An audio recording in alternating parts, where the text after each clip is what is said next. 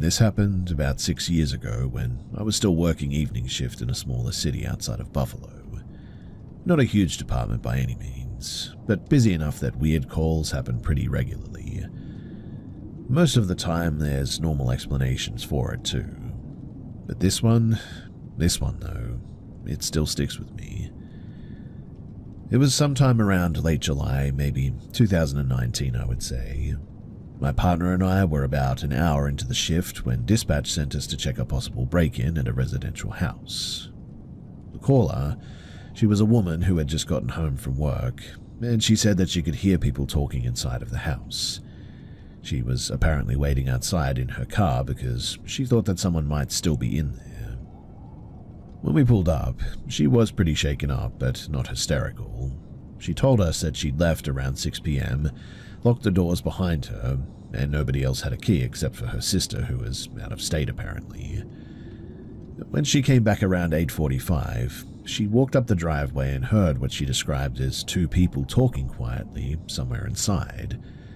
No TV noise, no music, just voices. She said that she didn't open the door. Instead, she backed off the porch and called 911 from her car. We checked around the outside first like we normally do, walked the perimeter of the house, checking the windows, looking for pry marks or broken locks. Everything looked normal though, no forced entry anywhere. So we had her unlock the front door while we stood off to the side, and then my partner and I went in to clear the space. Standard procedure, slow walk through each room. The house itself wasn't very big. Living room, kitchen, small hallway, 2 bedrooms, 1 bathroom and a finished basement. The first floor was empty. Nothing disturbed, no open windows and nothing out of place. We checked the basement next. Same thing, completely empty. While we were down there though, my partner suddenly stopped and pointed down the hallway toward the laundry area. I looked up for a second. It honestly looked like somebody moved across the far end of the hallway when I did too. Just a dark shape passing the doorway. Both of us saw it as well. We immediately moved down the hallway thinking that someone had ducked into the laundry room.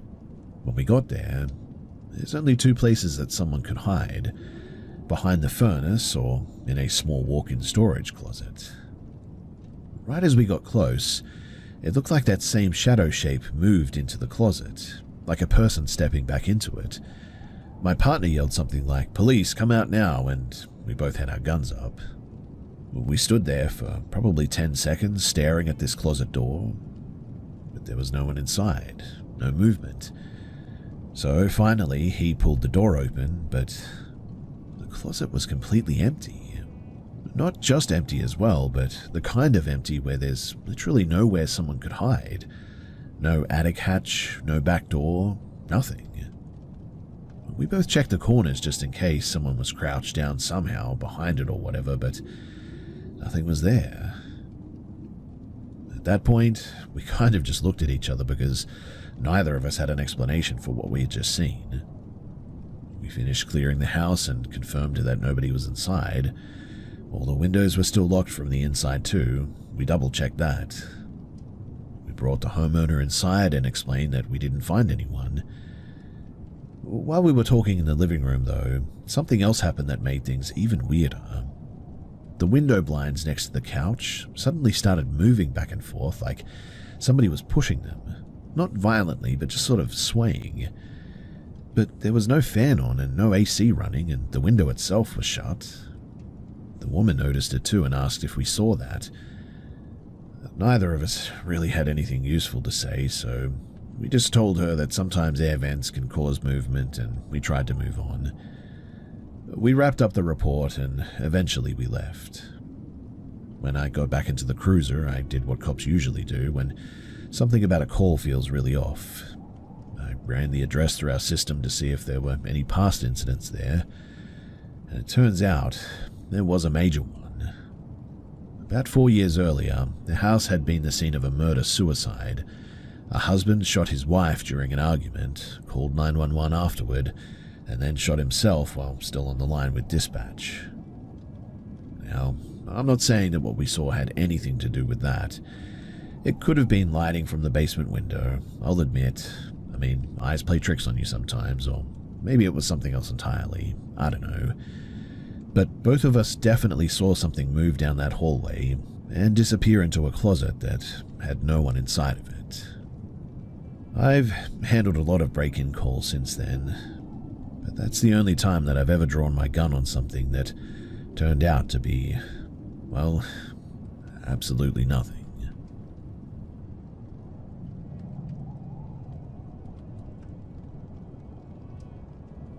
For context, my relationship with my mom has always been complicated because of the guy that she's been with for years. His name is Darren. She started dating him when I was about 8. I'm 18 now. He's always been a really controlling personality, and I never liked being around him. He's the kind of person who likes to test people or teach lessons, if that makes sense. Because of that, I moved in with my aunt when I was 15.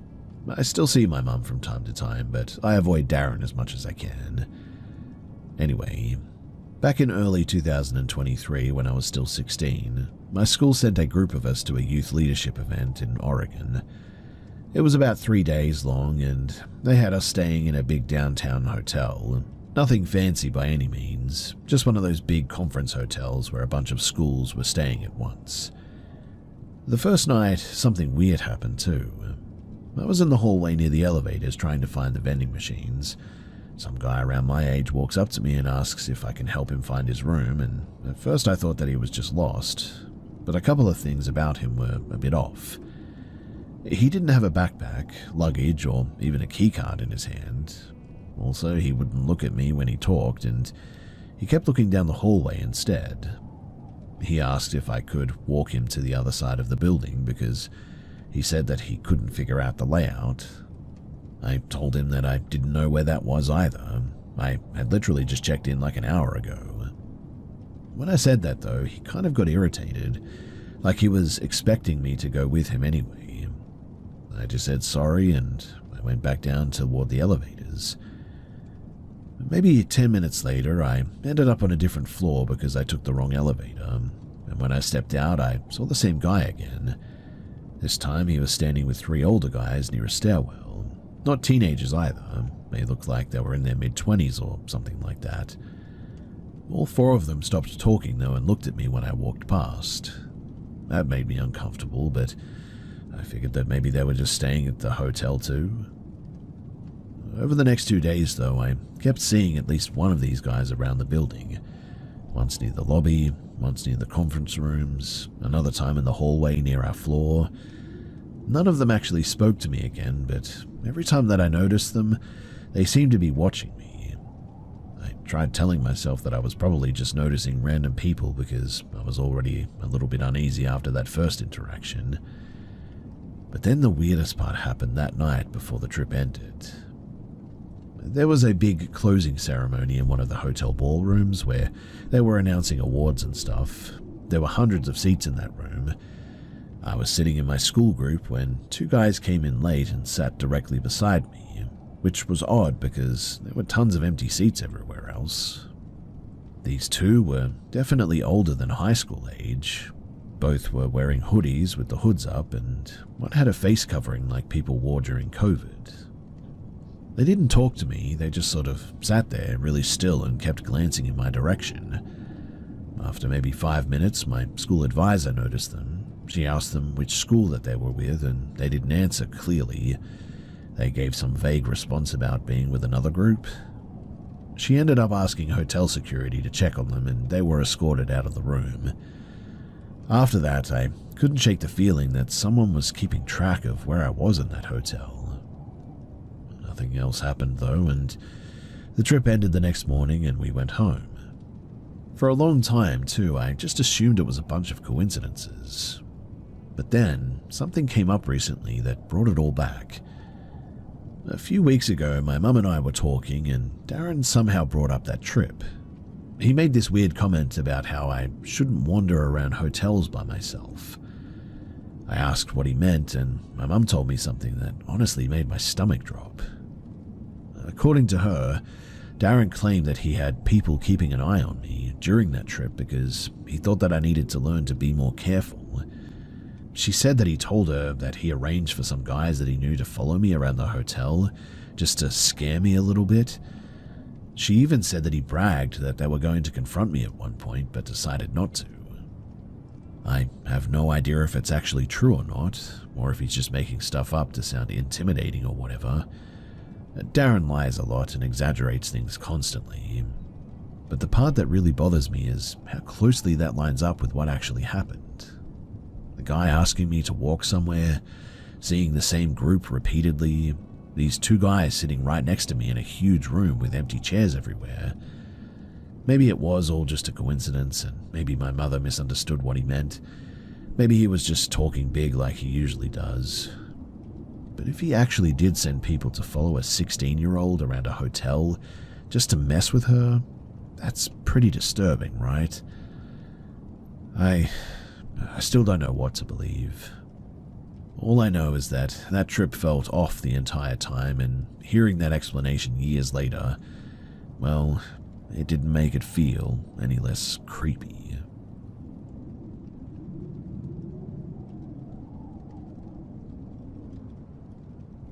So, I know that this might sound a bit weird, but I'm honestly just trying to figure out if anybody else has dealt with something like this before, because the stuff going on in my house, the last year or so at least, has started to freak me out a bit. For context, I live in a normal suburban house in Columbus. Nothing special about it. My parents bought it around 2018, and I've been living here since then. The first few weeks were completely normal as well. No weird stories about the place, nothing creepy that I noticed, and it was nice. Most of the odd stuff only ever started maybe, I would say, about a year ago. At first, it was just small things that I honestly just ignored, like catching movement out of the corner of my eye when nothing was there, or hearing noises somewhere in the house when I was alone. Stuff like that happens to everyone, so I didn't really think too much about it. But then one night, something happened that made me start paying more attention. You see, I had a friend over, his name was Kyle. We were just hanging out in the kitchen around midnight, watching some videos on his laptop and talking and whatnot. And at one point, I told him that I was going to the bathroom, which was down the hall from my bedroom. While I'm in there, I suddenly hear someone clearly say my name from down the hallway. Not loud yelling, but more like someone trying to get your attention. Then I hear it again, my name followed by "come here." The voice sounded a lot like Kyle, but something about it was just slightly off. Hard to explain, but it didn't sound exactly like him. So I yelled back "what" through the bathroom door, and there was no answer. And about 5 seconds later, I hear the same voice again from the direction of my bedroom saying my name again. At that point, I open the bathroom door and walk out into the hallway, expecting to see Kyle messing with me, but he wasn't there. I walk back to the kitchen and he's sitting exactly where I left him, scrolling on his phone. I asked him why he was calling me, and he looked confused and said that he never left the kitchen apparently. I thought that he was joking with me at first, but he swore that he hadn't moved, and honestly, he's not really the type to commit a prank like that. Usually he breaks character in like 2 seconds, in fact, if he's messing around. We even walked down the hallway together and checked my room, thinking that maybe someone else was in the house somehow, but I confirmed that nobody was there. That was the first time and the first thing that actually made me feel uneasy in that place. After that, more little things started happening too. Stuff like objects falling when nothing touched them. One time I was sitting on my bed and a small book slid off a shelf and hit me on the shoulder. Not a big deal or anything, but it just made no sense because it had been sitting there for weeks without moving. Another thing is the basement. So, our basement isn't finished except for a small laundry area and a storage space there as well. And whenever I go down there, I feel like someone else is down there with me. I know that that sounds dumb and all, but that's just the best way that I can describe it. The laundry room is at the far end of the basement, and it's always darker than the rest of the area because the bulb in there is really weak. Every single time that I'm down there as well, I hear something coming from that room. Sometimes it sounds like someone shifting their weight or maybe stepping on the floor slowly or something. I've gone in there a bunch of times thinking that maybe a pipe is making noise or something like that, but nothing I can find ever really explains it. My cousin came over once as well, and even he said the basement felt weird, especially the laundry room area, is what he said. He didn't say that it was haunted or anything like that, just that it felt really uncomfortable being down there. Another thing that happened was during a power outage last winter. So, a storm knocked the power out for a few hours and the whole house was pitch black. I went into my bedroom to grab a hoodie, and since my phone was downstairs, I couldn't really see anything at all. While I'm walking toward my bed, I suddenly felt something brush across my shoulder, like someone passing right next to me. I literally froze immediately. My room is not crowded, like, at all. I mean, there's nothing hanging from the ceiling or anything that could have touched me like that. I turned around and just sort of stood there for a few seconds, listening, but the room was completely quiet. And so I ended up going back downstairs after that and waited for the power to come back on. To be clear, none of this stuff has actually hurt me or anything. It's just weird and it keeps happening. The voice thing is still the one that bothers me the most, because Kyle was literally in another room when it happened and I heard someone speaking clearly. I've tried to look for normal explanations, but I just cannot find any. The combination of stuff happening over time as well has made me feel very uneasy living here, especially when I'm home alone, because I just keep wondering if this is only going to get worse. So, if anyone here has dealt with anything similar to this, I would be curious to hear what it ended up being, because right now I'm mostly just hoping it's some kind of normal house issue that I just haven't figured out yet.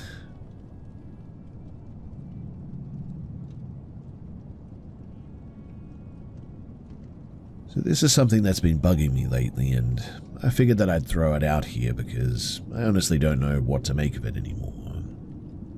So I'm 31 now, and I've had ADHD since I was a kid, diagnosed when I was around 8. Anyone who has it probably knows the usual stuff.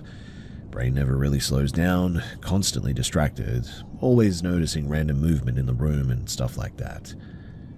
There's one thing though that I've always brushed off as just my brain being weird.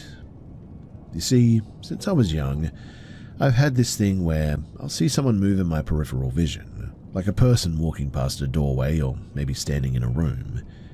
But when I actually look straight at it, there's never anything there.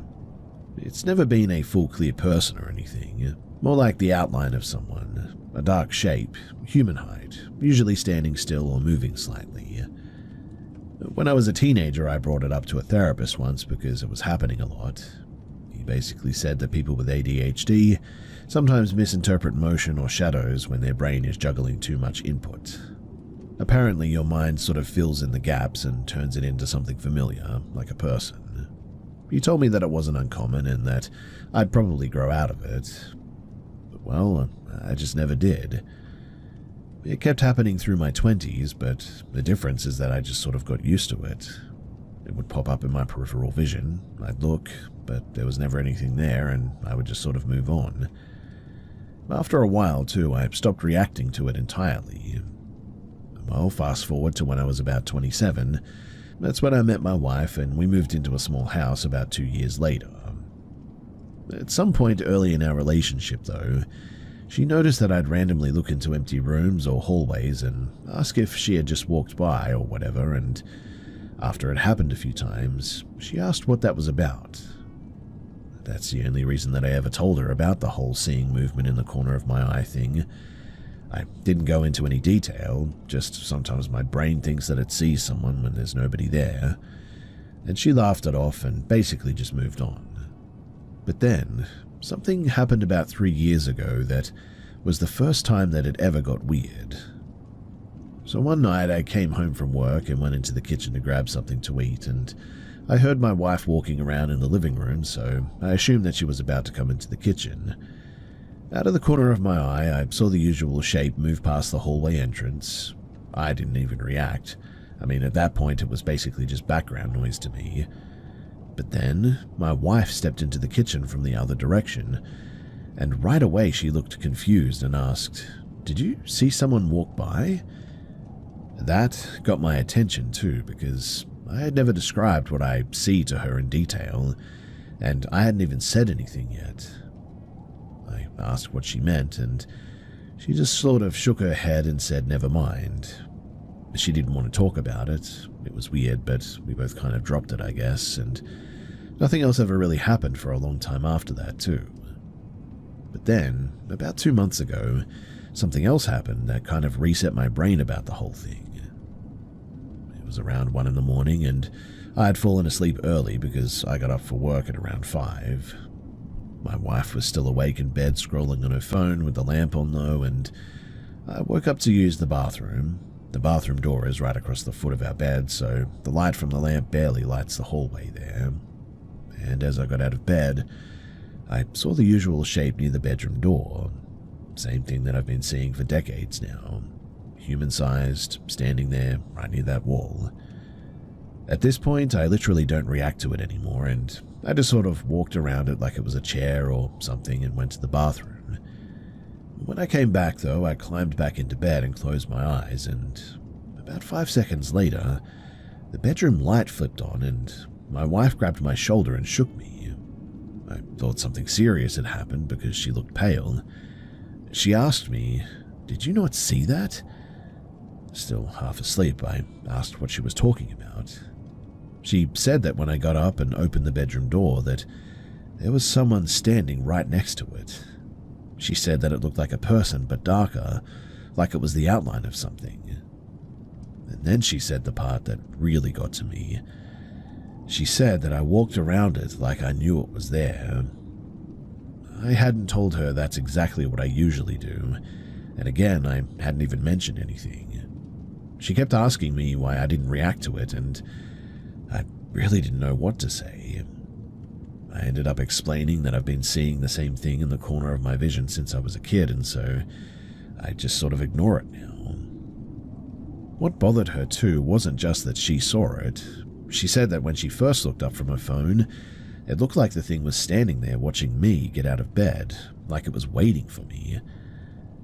I don't really have an explanation for any of that.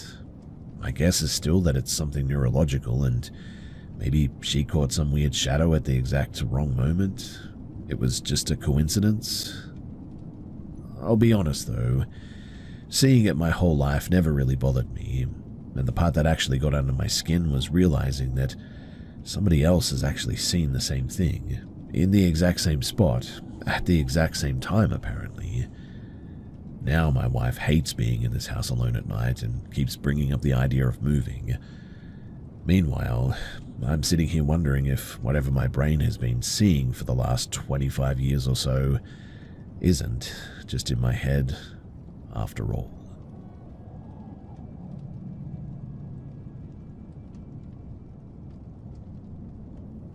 So, I've had 2 experiences in my life that I cannot rationally explain, and they still stick with me all these years later. I've moved around a lot, lived in probably a dozen houses by now, and out of all of them, only 2 places ever gave me that genuine something is here feeling. You can chalk a lot of weird stuff up to coincidence or imagination, but these 2, not so much. The first one happened when I was 11. My sister and I were alone in our old house, a small brick place my parents had bought on the edge of town. My room always felt off, and not just a little creaky floor weird, but like something was watching you in the dark off. I'd often feel this sudden chill in the back of my neck at night, like cold air brushing by me, even though the windows were closed. One night, we went into the kitchen to grab a snack. Our bedroom door was always kind of heavy and had a sort of simple twist lock that you could only lock from the inside. We left it open because we were leaving the room, and when we came back a few minutes later, the door was closed and locked. I have absolutely no idea how that happened too. I mean, the windows were shut, the house wasn't drafty, and there was no way for my sister or me to have locked it without noticing. My mother tried to rationalize it as wind, but the lock wouldn't have engaged on its own like that. She even removed the lock afterward, which, looking back, I think that she did that because she knew something about that room just wasn't right. We moved shortly after to my stepdad's house, an hour further from our old school, which was a huge inconvenience at the time, but that house never felt the same. The second time, though, was when I was 24, living alone in a one-bedroom apartment. This one was way more unsettling too because, well, it involved some electronics. So around 3 in the morning one night, I woke up to my bedside lamp turning on by itself. I thought that maybe a short circuit or a power surge had caused it, but then my small stereo started playing music at full volume, but the CD player wasn't even on. I scrambled to shut everything off, went back to bed, and it happened again. Same sequence. Lights flickering, stereo powering on. Third time I unplugged everything and even taped the plugs down in the end. The next night, my laptop shut off mid-boot and I figured that it was overheating, but it wasn't. Then the microwave in the kitchen, which was 3 rooms away, suddenly turned on by itself. No timer, nobody near it. I'd never experienced anything like this in my life, and I shouted at it, half in disbelief and half in anger, stop messing with my stuff, and it went silent after that. But I couldn't sleep in that apartment anymore, and so within a week I moved. Since then, I haven't had anything that intense happen again. I get small weird things occasionally, shadows moving at the edge of my vision, doors creaking when nobody's there, but nothing that made me feel unsafe like those 2 events. I don't know if it was ghosts, some kind of electronic interference, or whatever it was, but all I do know is that both times, no explanation made sense, and they left this weird imprint on me that I can still feel all these years later.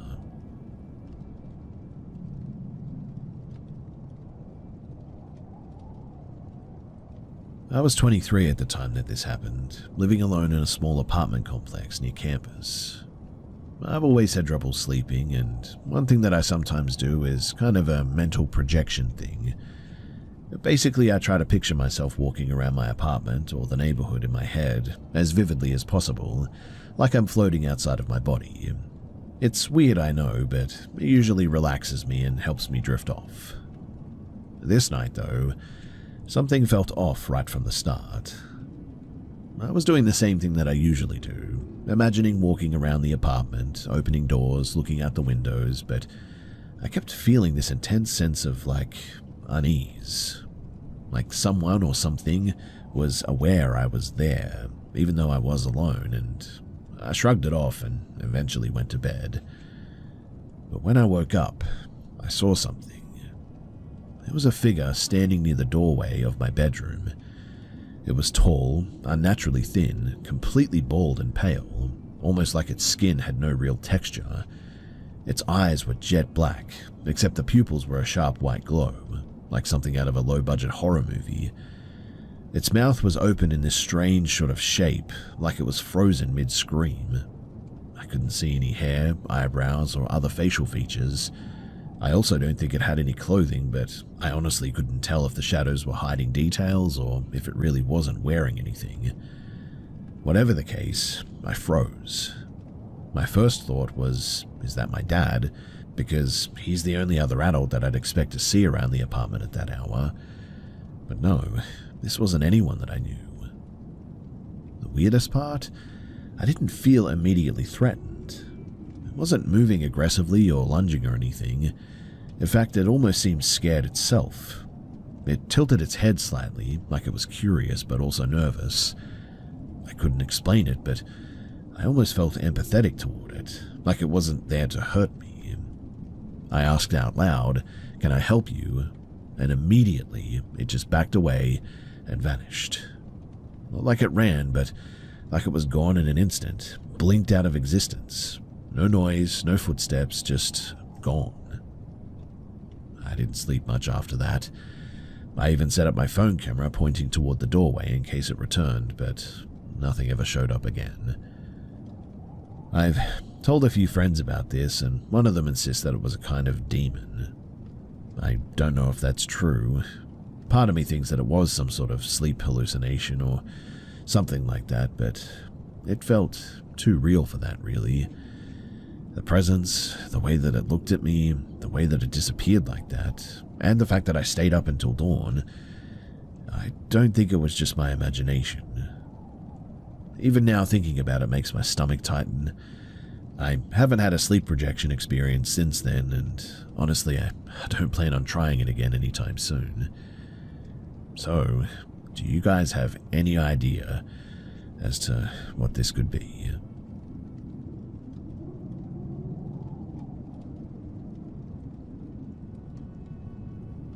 This came up a couple of years ago at a family barbecue, and honestly, it stuck with me ever since because of just how everybody reacted.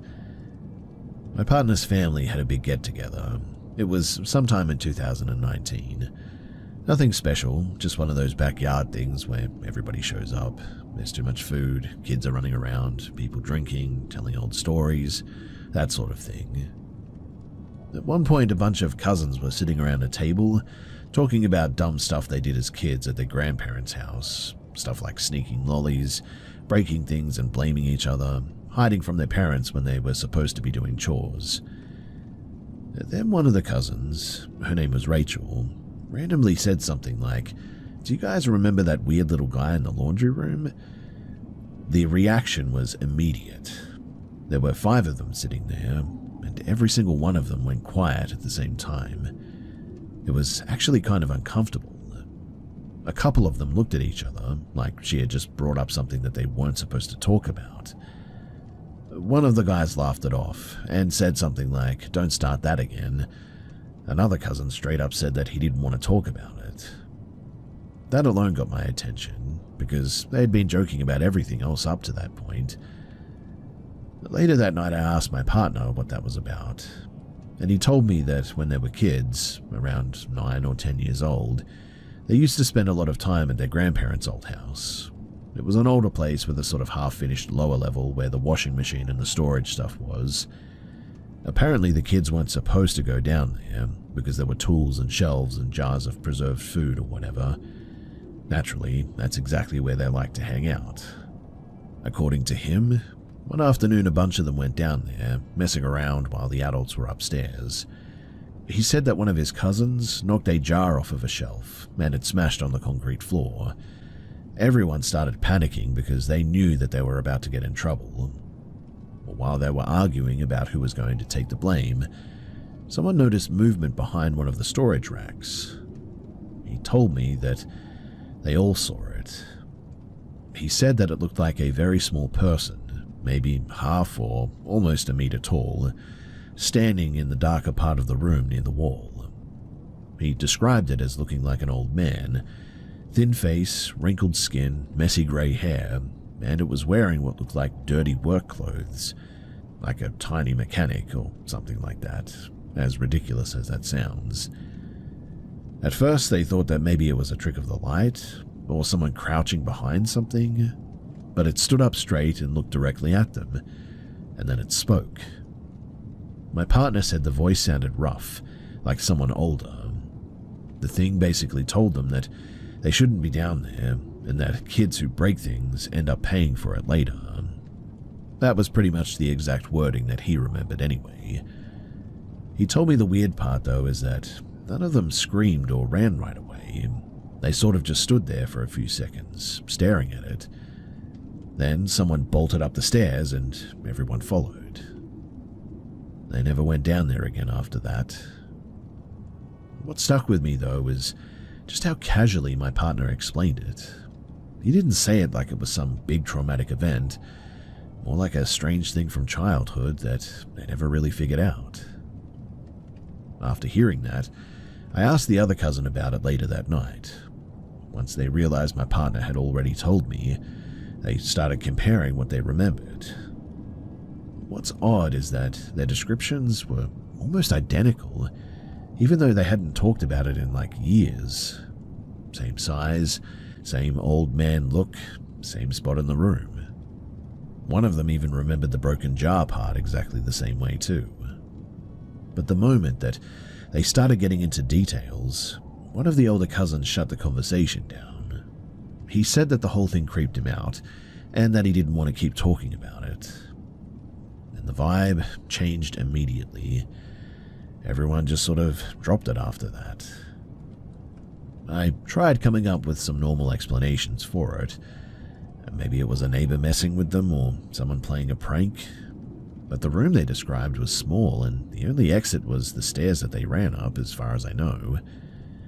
Also, 5 kids all remembering basically the same thing decades later is a little bit weird, right? I obviously don't know what it was. Some people say kids can misinterpret things or build shared memories over time. That could easily be it, I suppose.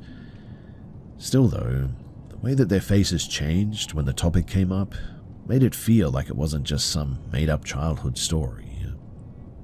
Has anyone else heard of a group of kids seeing the same strange thing like that when they were younger? I'm curious if there's some kind of psychological explanation for it, or if anyone else has had something similar happen to them growing up. It's a weird story, I know, but I tell it as they told me.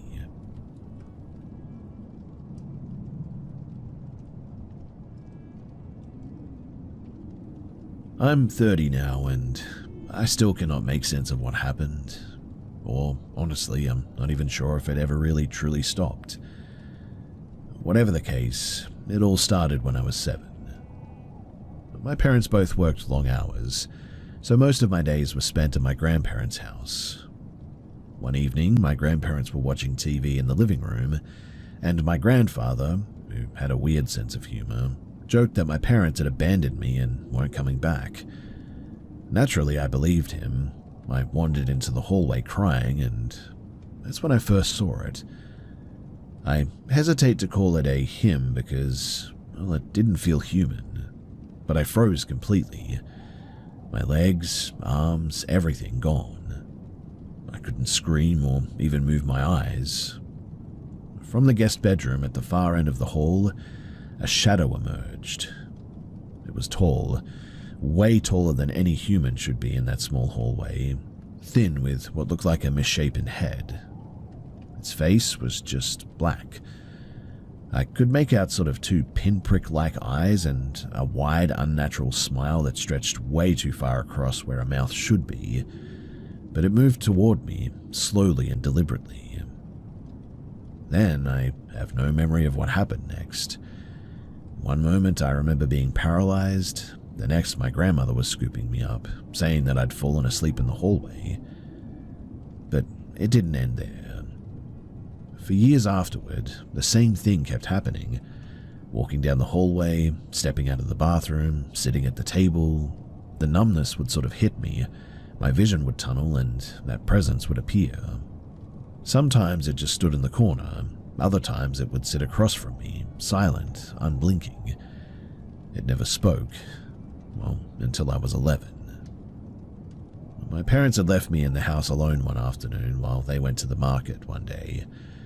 I was drawing at the kitchen table. The windows were wide open. It was summer, 2005, and no air conditioning. Then the paralysis hit again. I looked up, and it was just outside of the kitchen window, staring in.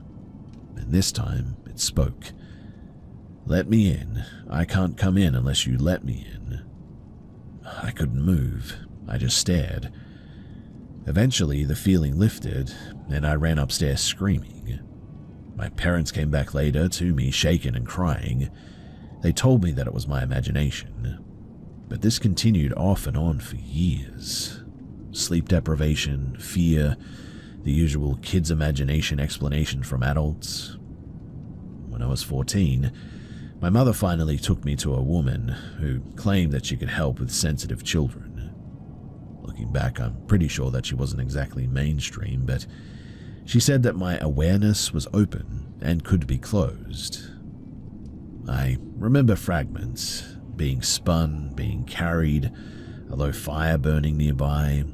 Nothing malicious physically happened, but I felt the energy shift. After that too, for years, it stopped appearing. Until recently. 2 years ago, I was back at my grandparents' house. My grandfather had passed, and my grandmother was asleep in her room. I tried to nap in the guest room, yes, the same one, and woke up to something hitting me on the head hard enough to knock me on the floor. I bolted out of the room and didn't touch that space again. I even checked the window, it was closed. I blamed it on a dream until I woke up with a bump the next morning. I tried not to think too much of it though, until last year when I was talking to my younger brother about old times. He casually mentioned seeing the same figure when we were kids apparently. Tall, dark, smiling, same guest room and same presence.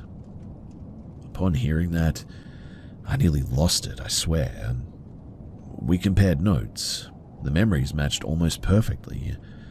We'd both been trying to dismiss it for years as well, thinking that we were both imagining things. Curious now too, we asked our aunt about it. She's more spiritually aware than most of the family. She confirmed weird stuff happened there for years apparently. Unexplained broken eggs on walls, light bulbs exploding randomly, appliances shorting out when we had just bought them. She said that my grandfather even hired a local imam, like a spiritual blessing equivalent, to try and clear it, which apparently worked sort of temporarily. The disturbances would always return though. Most recently, there was an electrical short that left the house without power for 3 days, and the electricians just couldn't explain it. Now, to answer some common questions that I know usually come up, I didn't ask my grandmother about the entity. I didn't want to scare her. Every detail is real as far as I know, and I don't think that this is sleep paralysis. I mean, I and my brother were fully awake for all of the encounters. No one died in that house as far as I know besides my grandfather. The house was apparently built in the 1970s, no other family lived there. The guest room used to be a part of the kitchen before renovations, and that's the room that seems linked to whatever this thing is. I'm sharing this too because I want to know if anyone has any idea as to what this thing could be. Especially because, well, the scariest part is knowing that my brother saw it too.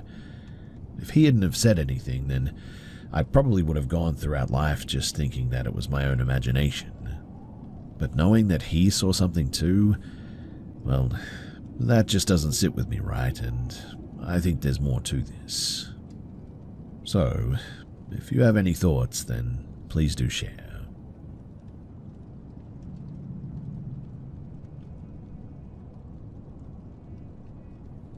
I don't usually share this story because of just how weird it sounds, I know that, but here goes nothing. So when I was a kid, I was obsessed with magical and weird stuff. I thought that I saw things all the time, little flashes, shadows moving, things out of the corner of my eye. By the time that I hit 15, I had pretty much convinced myself that that was it. My brain was just overactive, or I was just sort of seeing things that didn't exist. One summer when I was about 15, I was helping my dad with his lawn and landscaping business. We were cleaning up a property that he was contracted to prep for a sale. I'd only been there once before, and the place was empty, probably between owners, I would guess. I was moving a tangled brush pile from between two large trees so that we could burn or chip it later. One of the branches was massive, and I had to really wrestle it to pull it free. And that was when I felt it. A small hand shot out from inside of the bush and grabbed my gloved hand. Not like a bird's claw or a squirrel or something. This was human. Not a kid's hand either. It was tiny, sure, but it looked like a fully formed old man's hand. What I confirmed later looked like liver spots, slightly greyish skin, hairy knuckles even. It gripped me like it knew exactly what it was doing too. I froze. I tried to rationalize it. Some sort of weird critter, I thought. but the dexterity and the way that it wrapped around my finger like that was way too precise. I yanked my hand back, obviously, terrified, and then it screamed. It was sort of like a human scream, pitched unnaturally high and almost animalistic, and it reverberated weirdly in my ears, like it shook the air around me. My dad, who was about 30 meters away at the front of the house, he stopped what he was doing, clearly startled, but he didn't see anything. I clawed through the brush to get a good look, and for just a second I caught a glimpse of a small dark figure moving down into the pile. Not fully visible, but just enough to know that it wasn't a branch or a shadow. By the time that I could think, it was gone though. Nothing moved anymore. I even shifted the brush a foot away from where it had appeared to see if it would come out again, but it didn't. And I never saw it again. Years later, I started reading about screen memories, from alien encounters and things that people report seeing that later don't make any sense. Flashes, partial glimpses, moments that feel real but are impossible to explain. And when I look back, that brief vision of that hand and the dark figure makes more sense in that context. It almost feels like a screen memory, a fragment that shields the actual experience. Even now I can remember the exact sensation of that grip. Not fear exactly, but awareness. A weird pressure like it was studying me. For a moment it seemed like it wasn't hostile, just calculating, and then it vanished. I've never seen anything like it again. No flashes, no figures, no noises, but sometimes when I'm alone in a forest or moving piles of sticks for work or whatever, I feel that same brush of awareness, almost like it's watching, waiting for a second chance. I have no idea what it was, too. Human, animal, something else entirely, I don't know. It felt intelligent, like it knew what it was doing, but I don't know if it was malicious in that moment, just present. Like I said, it's a really weird experience, and for that reason I just don't tell it to many people. But even now, all these years later, I can still feel that grip on my finger in my mind.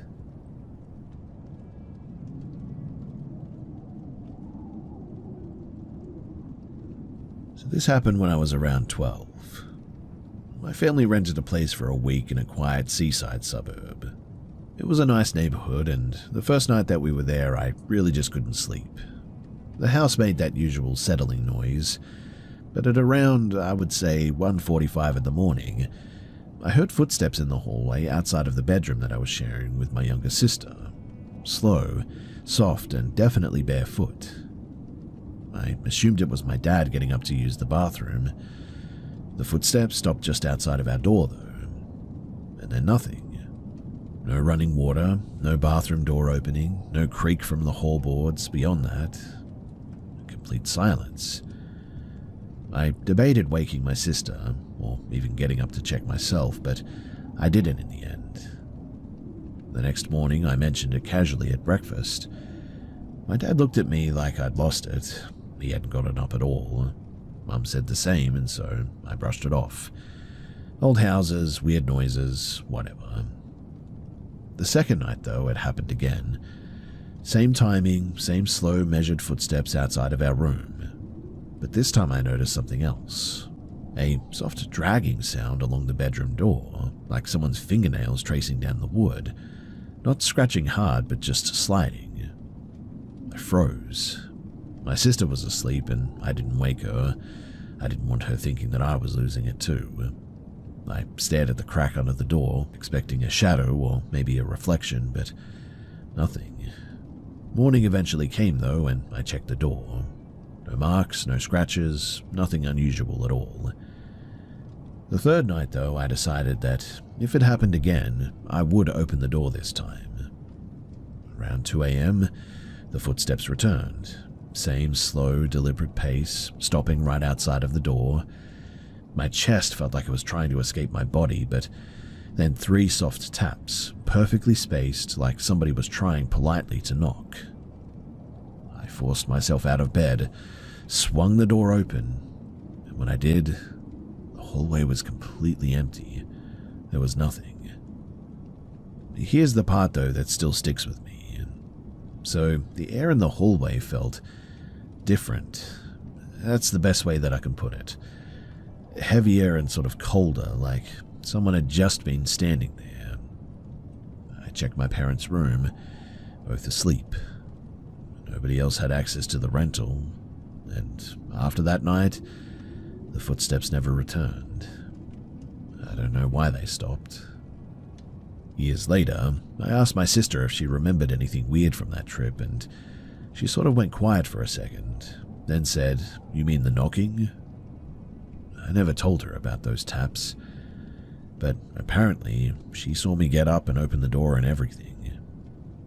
Even now, I still remember the feeling of the air that night, and it creeps me out massively. It wasn't loud or violent or anything, but it was something about the measured pace in those steps that made it feel even worse, deliberate, like whatever was out there was testing me.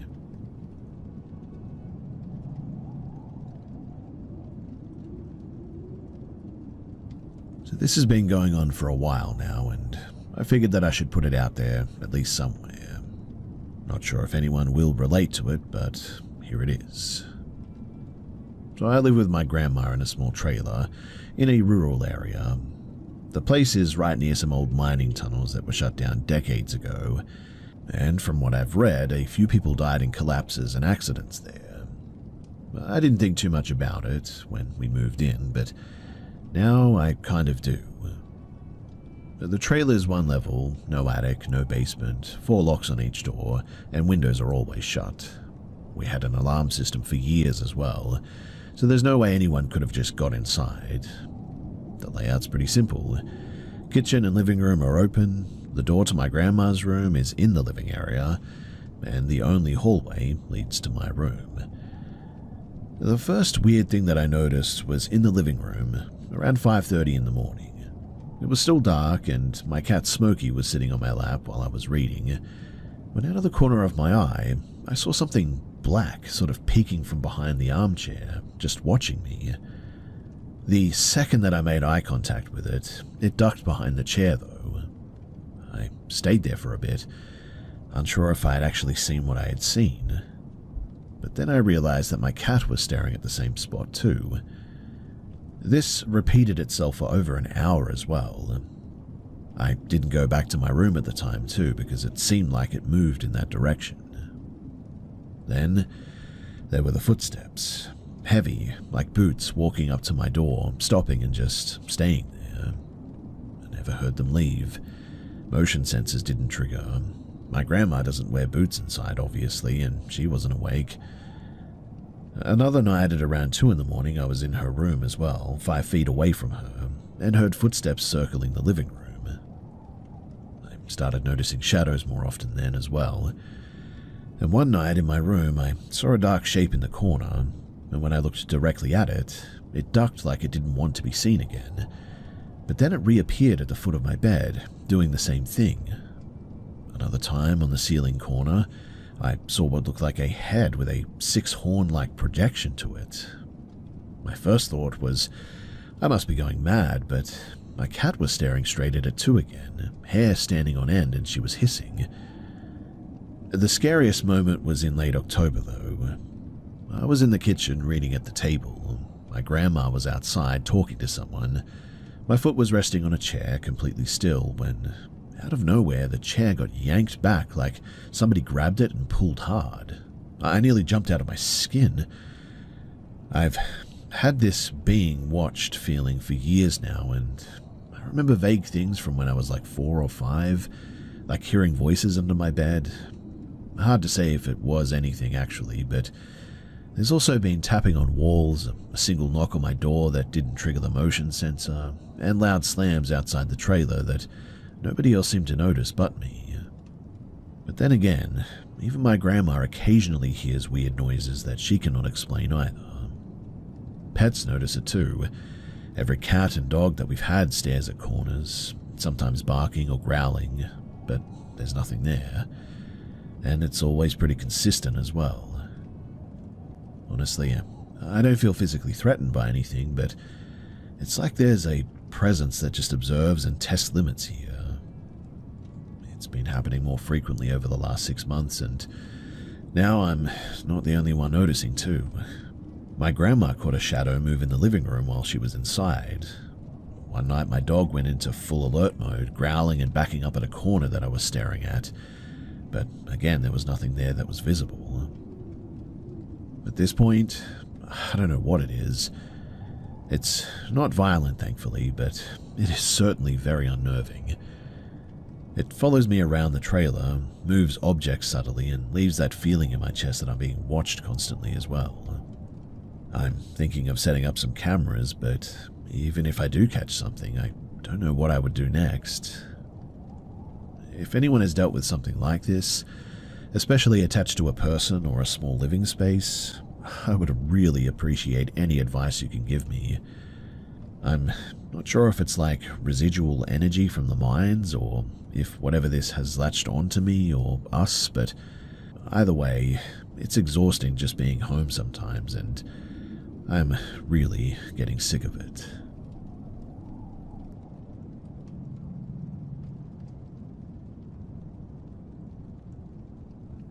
So I've been thinking about this memory for years, and honestly, I still don't know what to make of it.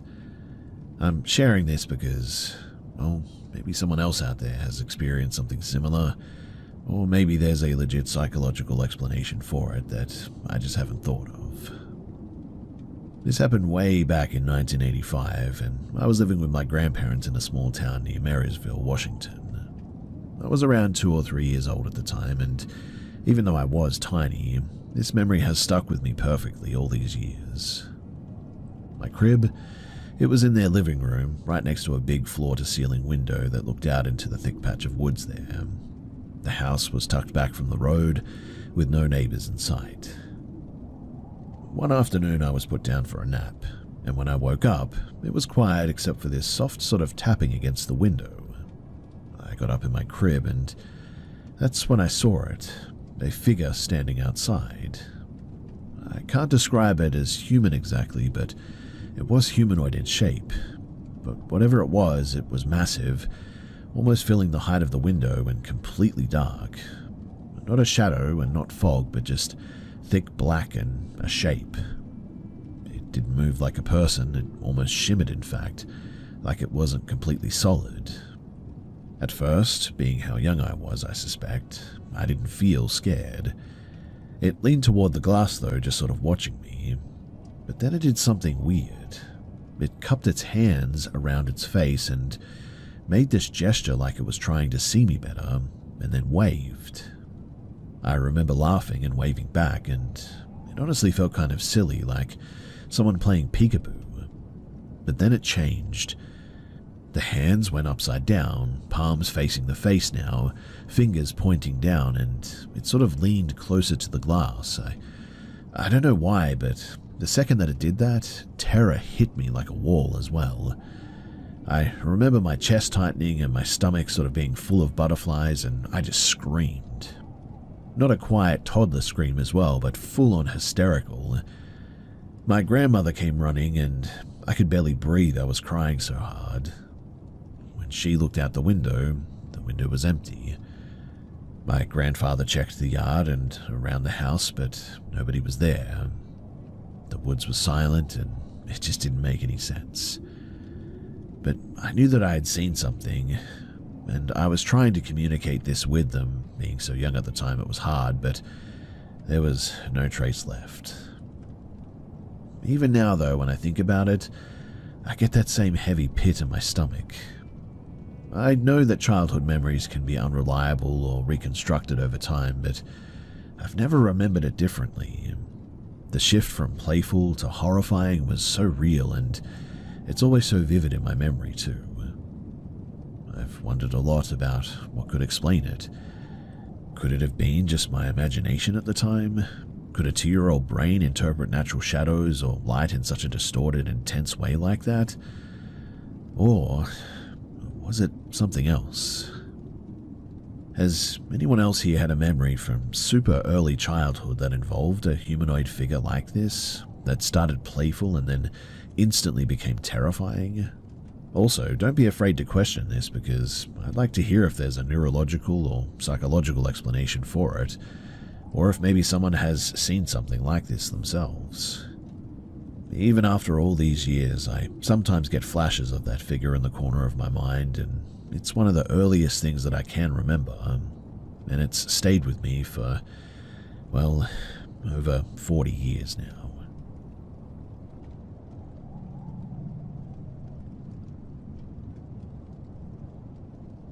So this is something that happened when I was really young, and it's one of those memories that has just never faded or changed over time. I don't automatically assume it was anything paranormal, but I still don't have a clean or clear explanation for it. So when I was about 5, my family moved into an old 2-story house in a rural area. The place was built sometime in the early 1900s and had clearly been renovated in pieces over the years. Because the upstairs bedrooms were unusually large, my parents decided to put all 3 of us kids in the same room. I had just gotten my own bed, my older brother had his across the room, and my baby brother slept in a crib near the wall. Now one night I woke up randomly for some reason. There wasn't any noise that woke me. It was just one of those sort of sudden wake-ups where you instantly are alert. The room was dim because of some street light coming through the curtains. And when I looked down at the side of my bed, I noticed something that immediately made my stomach drop. It looked like long black shapes rising slowly from the floor on both sides of me. The easiest way to describe it is that they sort of looked like arms, but they weren't attached to anything. They didn't look solid either, more like darkness that was thicker than the rest of the room, and they weren't moving fast. They were just slowly lifting upward toward the mattress. I remember freezing at first, like I couldn't even move. Then I looked across the room and saw my older brother sitting up in his bed, staring down at the same thing happening next to him. That part is what stuck with me the most too over the years. It wasn't just me seeing something weird. He clearly saw it too. We both started yelling for our dad at the same time. He slept downstairs because he worked early mornings, but he never came up. The shapes, they didn't react to the noise at all as well. They just kept rising a little higher until they were level with the top of the mattress. At some point I got angry instead of scared as well, and I don't know why, but probably just a kid reaction. I remember sort of yelling something like, "Go away" or "Stop it." And the moment that I did that, the shapes slowly lowered back down until they disappeared completely. At the time, I hoped that that would be the end of it too, I remember thinking, but it wasn't. After that, I noticed movement around my bed. There were multiple figures standing nearby. They weren't detailed enough to see faces clearly, but they had defined outlines enough and looked human-sized in posture. The best way that I could describe them as a kid was that they looked like people wearing long robes or cloaks maybe. That wasn't based on any sort of religion or anything. It was just the closest comparison that my brain had at the time. Now, they didn't speak, but they acted like they were sort of interacting with each other. They would move from my bed to my brother's bed and then toward the crib. It looked almost like they were sort of checking on each of us one by one. None of this lasted very long, but eventually they moved towards the window and then were just, well, gone. Not like they walked away, but like they faded out once they reached that area. The next morning, my brother and I both brought it up without prompting each other. We described basically the same thing, and we were kids, and so we called them space people. Mostly because that was the only idea that we had that fit something that didn't make any sense at the time. Our dad, well, he laughed it off and told us that we were dreaming. After that, though, my brother refused to talk about it for years. When we were teenagers, though, it finally came back up again during a family conversation at one point. And that's when he admitted that he had definitely seen something that night. He tried to rationalize it by saying that maybe we were half asleep and interpreting shadows from the outside or something. But I can tell you that There weren't any trees near that house, and the way that the shapes moved didn't match anything like that. There were also other strange things in that house too, though none were ever as intense as that night. Like, if I went upstairs alone, I would sometimes hear quick scraping sounds in my parents' room, like something dragging lightly across the floor sometimes. It only ever happened when I was there by myself, and if somebody else was nearby, it stopped completely. The weird part, though, is that everything stopped around the same time that I hit my early teens. No more sounds, no more visual stuff. In fact, there was nothing anymore. Looking back now as an adult, I really don't know what to make of it. But the fact that my brother and I both describe the same details independently like that, well, that part still bothers me a lot. I don't jump straight to like haunted house or anything, but I also can't fully explain why that one night was so vivid and consistent for both of us. It's one of those memories, I guess, that just sort of sits there without any clear answer.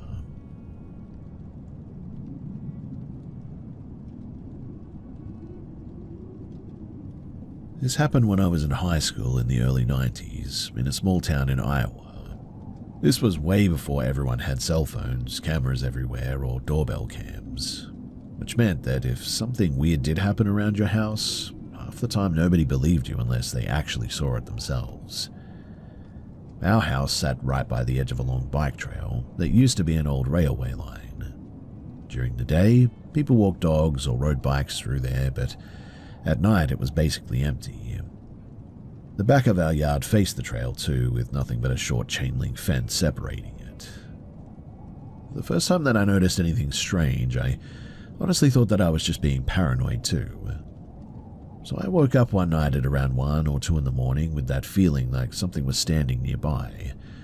You know that feeling when you're suddenly wide awake for no obvious reason?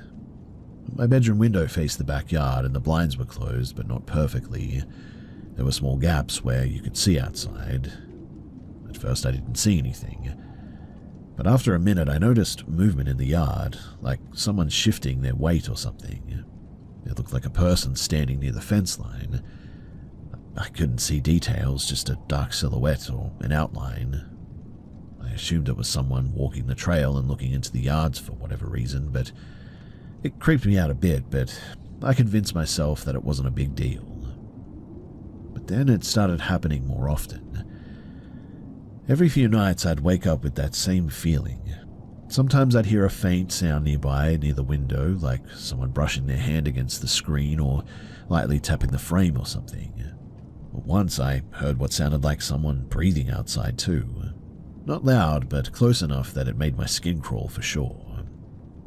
I told my parents after the 3rd or 4th time about this, and my dad checked outside with a flashlight one night, but of course there was never anyone there when he looked. After a while too, they started assuming that it was just animals or maybe branches hitting the house or something.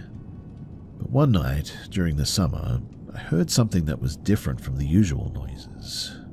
It sounded like someone slowly dragging their fingers across the metal screen on my window, not scratching aggressively, but just sort of lightly running it along the mesh. It lasted maybe 5 seconds, and then it stopped.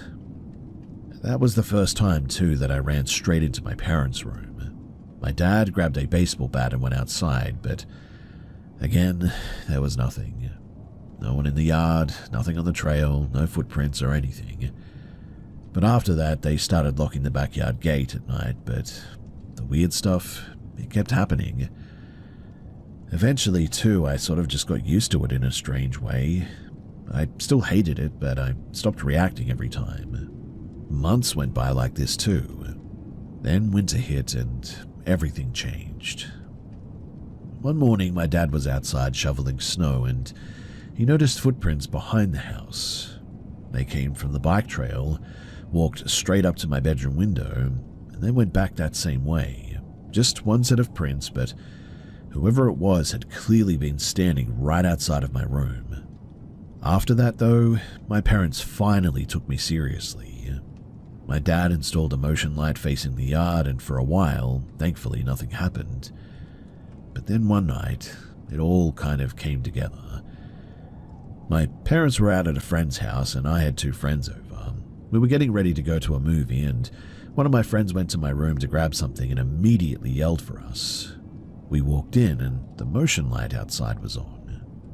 When I looked at the window, there was a man as well, standing about a foot away from the glass, staring directly inside. And he wasn't trying to hide it at all. He looked rough too, like somebody who hadn't slept in days. Messy hair, dirty jacket, just standing there watching us like we were something interesting on a TV screen. All 3 of us started yelling at the same time. The guy didn't move right away either, which made it worse. He just kept staring for a couple of seconds before slowly walking off toward the trail. We locked ourselves in the bathroom and we called the police instantly from the kitchen phone. They showed up about 15 minutes later, but obviously the guy was long gone by then. The officers walked around the yard and the trail, but they didn't find anyone, and they were polite, but you could tell that they thought that we might have exaggerated things. A couple of weeks later, something weird happened that made my stomach drop. My mother had the local paper on the table, and there was a story about a man who had been arrested a few towns over for breaking into houses and watching people through windows. Apparently, he had been caught after someone saw him trying to get into the back door late at night, and that mugshot photo, I will never forget it. It looked exactly like the guy that I saw outside of my window, down to the clothes and everything. I don't know how long he had been coming around our house for before I noticed him, but it could have been weeks, could have been months, maybe even a year. The police never contacted us about it, and we never followed up either, but after he got arrested, I can say that the noises outside of my window, they stopped completely. To this day, I still sleep with my blinds fully closed. That whole experience kind of burned the habit into me, I think. And yeah, whoever that guy was, I'm really glad he eventually got caught, because looking back on it now, the fact that he stood outside of my window that many times without anyone noticing it is honestly the scariest part of the whole thing.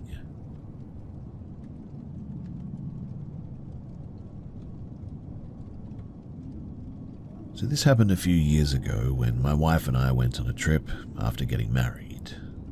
Not exactly a big honeymoon or anything, more like a quick getaway because we both had to go back to work soon. This was in 2021 as well, and we booked a small hotel in Vietnam because the reviews online were pretty solid and the photos looked decent too. The first thing that I'll admit is that I am a bit paranoid about hidden cameras. I've seen way too many posts online about people finding them in hotel rooms, and so when we checked in and got to our room, before we even unpacked, I did a quick sweep around the place. I checked smoke detectors, vents, behind the TV, inside the bathroom mirror cabinet, all that stuff. Nothing looked weird. The room itself was pretty small though. Bed, small couch, TV mounted on the wall, mini fridge, and a table near the window with a decorative metal box sitting on it. It looked like one of those gift boxes hotels leave with like snacks for guests or whatever. It had some wrapped dried fruit inside and also a little note welcoming us. At first, I didn't think too much of it. Later that evening, though, I was standing near the window looking out at the street, and I noticed that the box felt heavier than it should have when I moved it to grab something underneath. It was one of those small details where your brain kind of pauses for a second. So I picked it up again and turned it over. On the bottom there was a sort of thin rectangular panel that didn't quite match the rest of the metal. It looked almost like a battery cover that you'd see in a TV remote or something. That immediately set off alarm bells in my head. I tried to open it with my fingers, but it wouldn't move. Then I grabbed a butter knife from the little dining area tray and carefully pushed it into the seam. After a bit of pressure as well, the panel popped open. Inside was a small circuit board and a micro SD card, and in the center of it was a tiny camera lens pointed outward through a pinhole in the metal design. For a few seconds, I honestly just stood there holding it, trying to process what I was looking at. I could hardly believe my eyes. I mean, I know about these things, but I mean, you never really think that it's going to be you that is subject to it, right?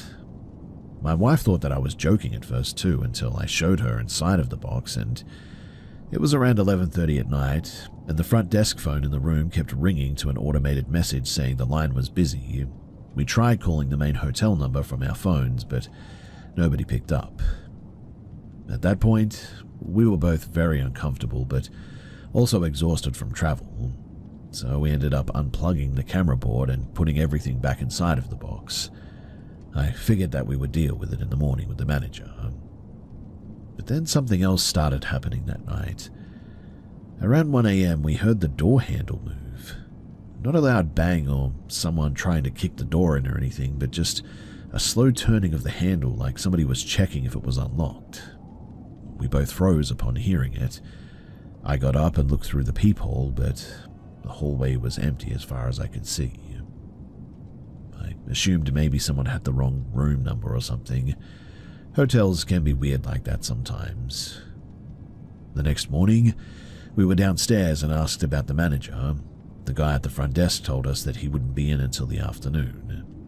We showed him the box and asked why there was a camera inside of it. He looked genuinely confused, but also not shocked. He said that the hotel buys these boxes from a supplier, and that he'd never seen one opened before like that. He told us that he would report it to the management, and he apologized. It was a really weird response, to be honest, but we didn't really know what to do at that point. We decided to just keep the camera parts with us and see what the manager said later. That night, too, was when things started getting a whole lot worse. At about midnight, the same thing happened again with the door handle, except this time whoever was on the other side tried it several times, slowly turning it left and right like they were hoping the latch might give way. I opened the peephole again, and this time I caught a glimpse of someone walking away down the hallway. I didn't get to see their face, though. The next morning, we asked the front desk again about the manager, and again we were told that he wasn't available yet. That was starting to feel suspicious, too. We decided to stay one more night because our flights weren't until later that week anyway, but we pushed a chair against the door just in case this time. And night 3 was definitely the absolute worst. Around 2:30 in the morning, the handle started moving again, but this time whoever it was put actual force into it. Not kicking the door down, but clearly trying to open it. The chair that we had wedged against the door rattled when the handle turned. My wife grabbed my arm and whispered that someone was definitely trying to get inside. I went to the door and shouted that I was calling the police. The handle stopped immediately, and I looked through the peephole again and saw someone standing at the far end of the hallway near the stairs. They quickly turned the corner and disappeared before I could get a good look. After that, though, neither of us slept. The next morning, we packed everything and we checked out 2 days earlier than we had planned. When we told the front desk what had been happening, they acted surprised again and said that they'd review the hallway cameras. We never did hear anything back from them, and to this day, we still don't know who put that camera in that box or why someone kept trying to get into our room at night. But the whole hotel was really suspicious in the end. Maybe it was just one person working at the hotel. Maybe it was someone who thought the room was empty and wanted to steal stuff or something.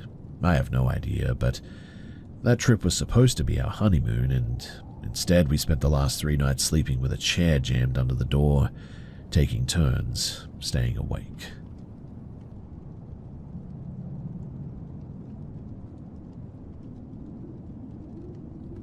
I grew up in a small town in eastern Kentucky, maybe 3,000 people if you count the surrounding farms there. Everyone knew everyone's business around this place, which honestly made this whole thing so much worse. So, the person involved is my mum's mother. I'll just call her Carol here.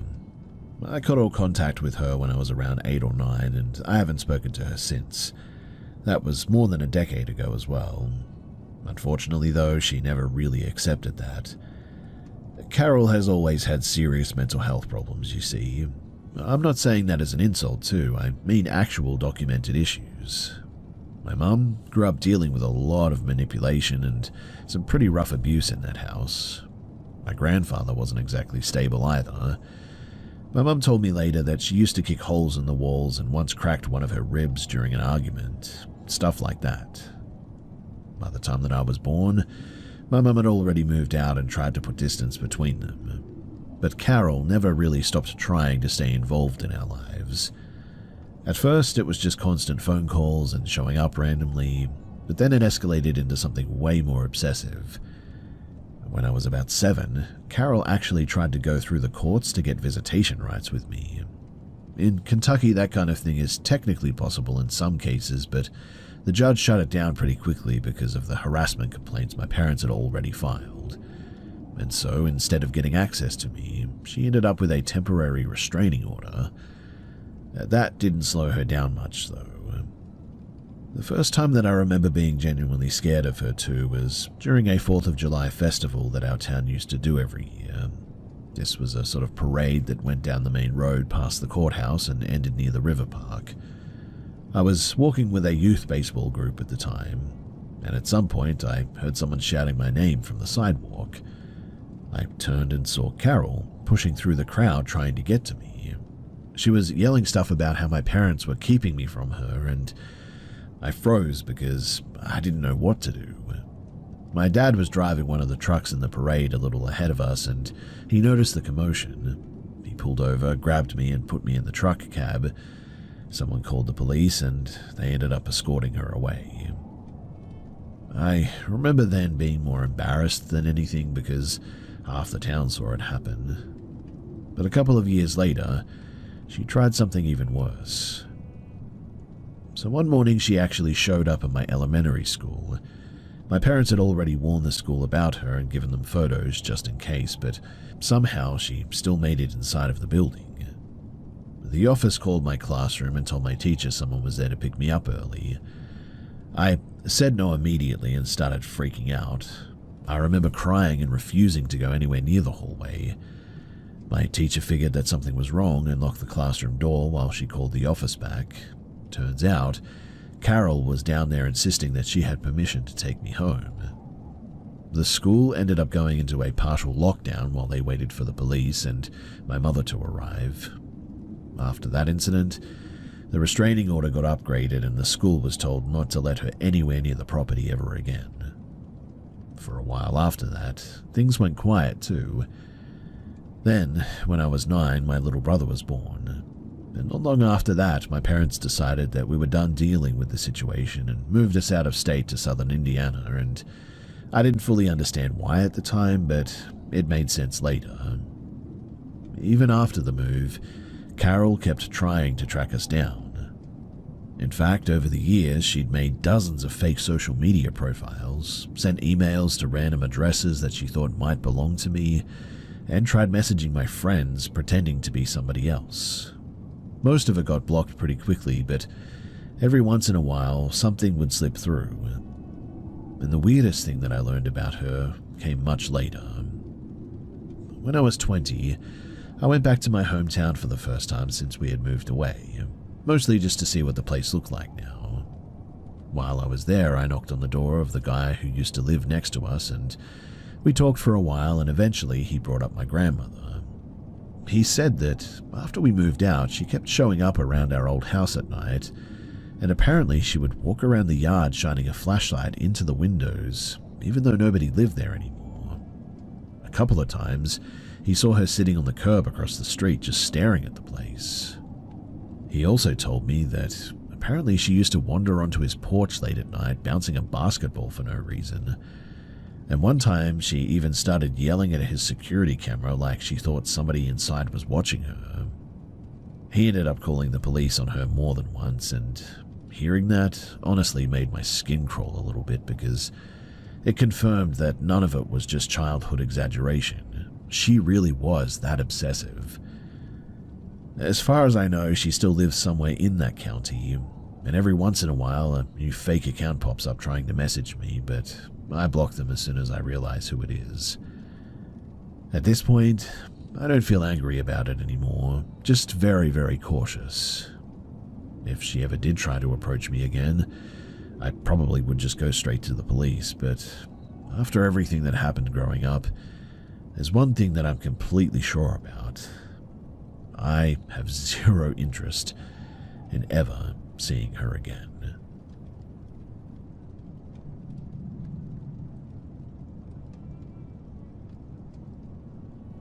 This happened a while ago, sometime around 1987 or 1988, I think.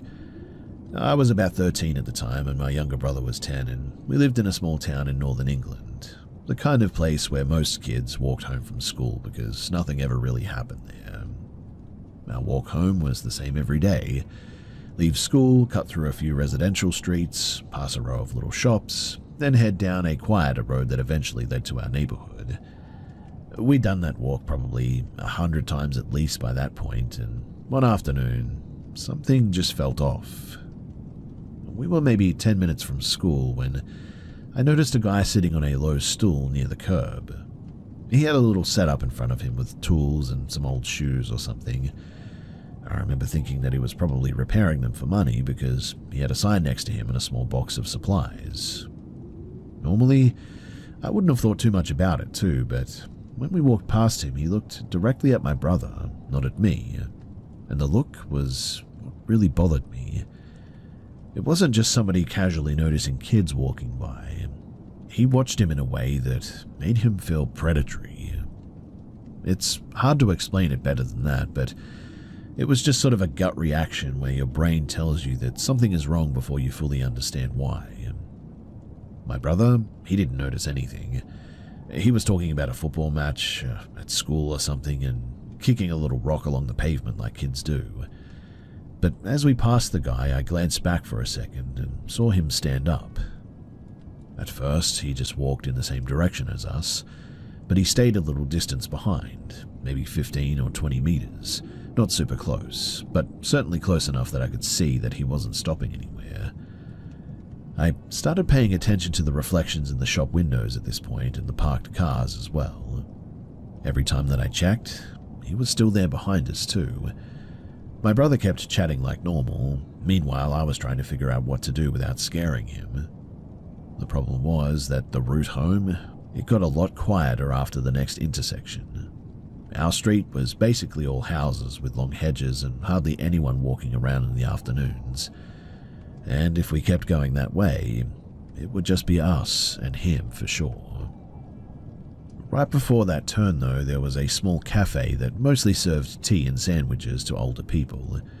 It wasn't fancy or anything, but it was always open after school hours. Without saying much, I grabbed my brother's backpack strap and steered him toward that door. He was confused immediately and asked why we were stopping, and I just told him that we needed to wait a minute. We went inside and I walked straight past the tables toward the back where the restrooms were. There was a narrow hallway there with a window that looked out toward the street. My brother kept asking what was going on and complaining that he wanted to go home because we'd get in trouble from Mum. But I told him to stay quiet for a minute and to just trust me. After about maybe a minute, I carefully looked through the side window, and the same man walked past the cafe. He slowed down right outside and then he stopped. He turned his head and looked both directions down the street like he was trying to figure out where we'd went. I could see him scanning the pavement and looking toward the corner where we should have been. He stood there for longer than I expected too, maybe about 2 minutes, and at the time it felt way longer because I was watching him the whole time, but eventually he shook his head, muttered something that I couldn't hear through the glass, and kept walking down the road. We stayed inside the cafe for another 10 minutes just to be safe. I bought a small drink so that it didn't look like we were hiding there, and when we finally left, we took a completely different way home that went past the main road where there were always people around. After that day as well, I never took the original route again. It added about 15 extra minutes to the walk, but I didn't care. I also made sure that my brother walked next to me the entire way instead of running ahead like he normally did as well. At the time, he had no idea why I suddenly became so strict about where we walked. But a few months ago, we were talking about childhood memories during a family dinner, and he joked about how I used to act like some kind of bodyguard when we left school. That's when I finally told him what actually happened that afternoon. He just stared at me for a second and said that he didn't remember any of it, which honestly makes sense because he never even noticed the guy behind us, but I did. I'm in my 50s now, and I can still picture that man standing on the pavement, looking around like he had just lost something important. Whatever his plan was, I'm glad that we never gave him the chance to actually work it out.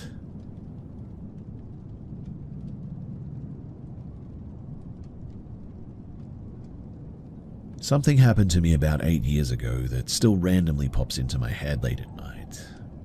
The reason why I'm thinking about it again now is because, well, last year, there was a violent assault reported in the same town where this happened, and some details about the suspect reminded me a lot of the guy that I met back then. I don't know if it's actually related or if my brain is just sort of connecting the dots that aren't there, but the whole thing has been bothering me again. This was around 2017 when I was 19 years old and going to a small community college in eastern Tennessee. I was living in the student apartments on campus. It wasn't a dorm exactly, but more like cheap off-campus housing that a lot of students used. At the time, I was dealing with a breakup, and honestly, just not in a great place mentally. Because of this as well, I had been talking online with this guy that I'd met through Instagram. Nothing serious, and just sort of messaging here and there for a few weeks. One night, really late as well, like around 1:45 in the morning late, my phone buzzes. It's him saying that he's outside of my building. I remember thinking that that was a bit weird immediately because I had never really told him exactly where I lived. I'd mentioned the college before, but that was about it, and when I asked how he knew where to go, he just sort of brushed it off and said that it was easy to figure out. He kept texting too, saying that he just wanted to talk and that he had driven a long way and it would be rude if I didn't at least come down for a minute. Eventually, I went outside. His car was parked near the entrance of the lot, and I remember feeling uneasy the second that I walked up to the passenger side window. Nothing specific, I guess, but just that feeling where your body is tense, even though you're trying to act normal. He was really good at talking, though. Very relaxed and very confident. The kind of person who makes you feel like you're being dramatic if you question anything. He asked me to get into the car so that we could talk at one point. I hesitated and told him that I wanted to text my sister his name and phone number first. I don't know why I said sister specifically, but it was just the first thing that came out. He laughed and said sure, no problem, but when I said that I also wanted to take a photo of him, he kind of brushed that part aside and started joking about how paranoid I was being. For some reason, though, that worked on me, and I felt embarrassed and sort of ended up getting into the car. We sat there talking for maybe 15 minutes. I told him not to start the engine because I wasn't planning on going anywhere, and he agreed at first. Then he turned the car on anyway, and slowly started rolling toward the exit of the parking lot while still talking. I remember saying something like, "Hey, I thought that we were just sitting here," and he said that he was hungry and that there was a fast food place open nearby, and that he would grab something for the both of us. He kept talking the whole time in a way that made it feel awkward to push back as well. Looking back now, that's probably the part that bothers me the most as well. He was really good at steering the situation without directly arguing. Well, we ended up in a drive-thru somewhere off the highway, and while we were waiting in line, he suddenly turned his phone toward me and took a photo with a flash on, no warning. I asked why he just did that, and he said something like, "You looked good in the lighting." It felt strange because, we weren't even dating and had barely met in person. After that, though, he drove me back to the apartments, and when I got out, he said something like, "See, I brought you back safe." I remember that line clearly because it sounded so weird, like it was meant to reassure me about something that I hadn't actually accused him of. For a few weeks, too, I didn't see him again. And one night at around 2:30 in the morning, he texted saying that he was outside again.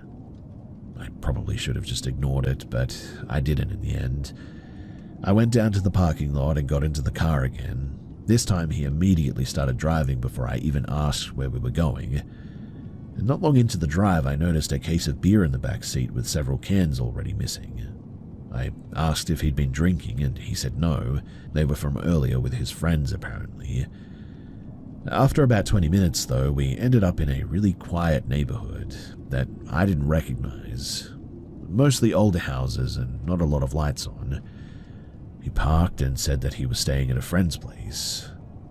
The house itself looked like someone had lived there years ago, but certainly not recently. There was furniture, but it had that slightly dusty sort of look to it, like nobody had used it in a long time. Inside, there was almost nothing that looked like it belonged to him. No bags, clothes, nothing except for a laptop that he pulled out and set on a table. At one point, we were sort of standing near the sliding door that led to a small balcony, and that's when something happened that still confuses me. He suddenly lifted what looked like a small air rifle and pressed the barrel against the side of my head. It happened so fast that I didn't even react at first. I remember asking him if he was serious because I could hear something inside the barrel moving when he shifted it, and it sounded more like little metal pellets. He didn't say anything for several seconds, just stood there holding it. Then he lowered it like nothing happened. After that, though, the entire mood changed, as you can probably imagine. He acted restless, almost like he didn't know what to do next. He sat on the couch and put on a movie from some sketchy streaming site, and at one point he started talking about a woman that he used to date and showed me photos of her on his phone and stuff. He kept saying that he couldn't contact her anymore, but never explained why. The whole time, though, I noticed that he had almost no personal items in this house. Like, not even a toothbrush, no charger cables, nothing that suggested that he actually lived there. Later that night, he tried doing something that crossed a line for me as well, and I had to physically stop him. I stayed calm about it because I didn't want the situation to escalate, but eventually morning came and I asked him to take me back. He hesitated like he didn't want to, but he finally drove me back to campus. On the way, I noticed some folded paperwork in the center console too. It had a full name printed out on it that I had never heard before. Up until that point, he had only given me a first name and a different last name, but after that morning, he basically disappeared. His Instagram account vanished too, and the other accounts that he'd messaged me from were gone as well. About 2 years later, I got a notification that he had viewed a story that I'd posted on Snapchat, and when I checked his profile, he had posted the photo that he took of me in his car that first night, the exact same one. He must have known that I'd see it too, because we were still connected there at that time, and I didn't respond, and he never contacted me again. And I haven't seen him since. But after hearing about that assault case last year in the same county, I started thinking about all the small details again. The fake name, the empty house, the rifle thing, the random photo. Maybe it was just a really weird and disturbed guy and nothing more than that. But the whole situation still doesn't sit right with me, and I still have no idea who he actually was. And so I'm sort of contemplating whether or not I should go and talk to the authorities about this recent case.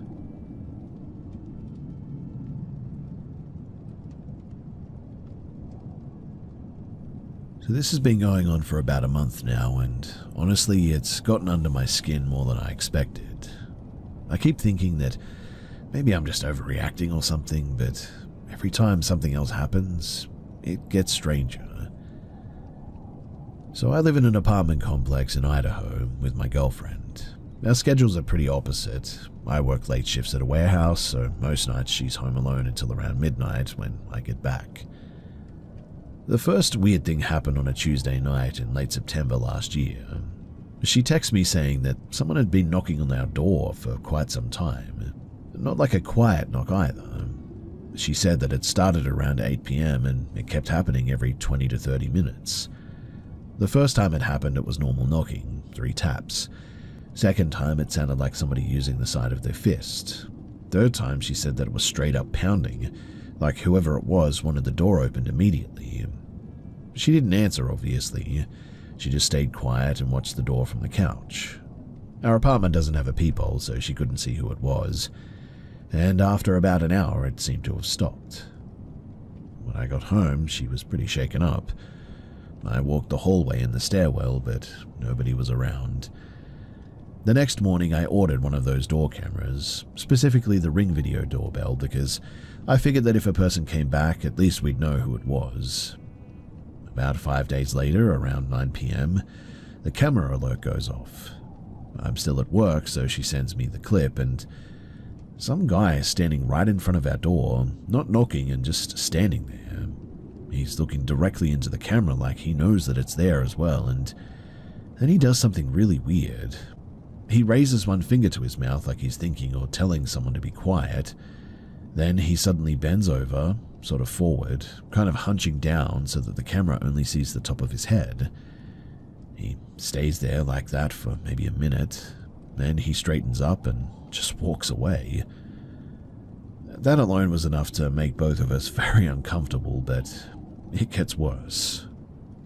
A few nights after that, my girlfriend goes down to the building laundry's room, and it's in the basement, and it's usually empty late at night. She's switching clothes from the washer to the dryer when she notices someone else in the room, a guy standing against the wall near the vending machines. She said that she didn't recognize him at first and assumed that he'd lived in the building. She tried to ignore it and kept doing her laundry. Then the guy says really quietly, "Oh, there she is." That's it. Not "hey," not "excuse me," just that sentence.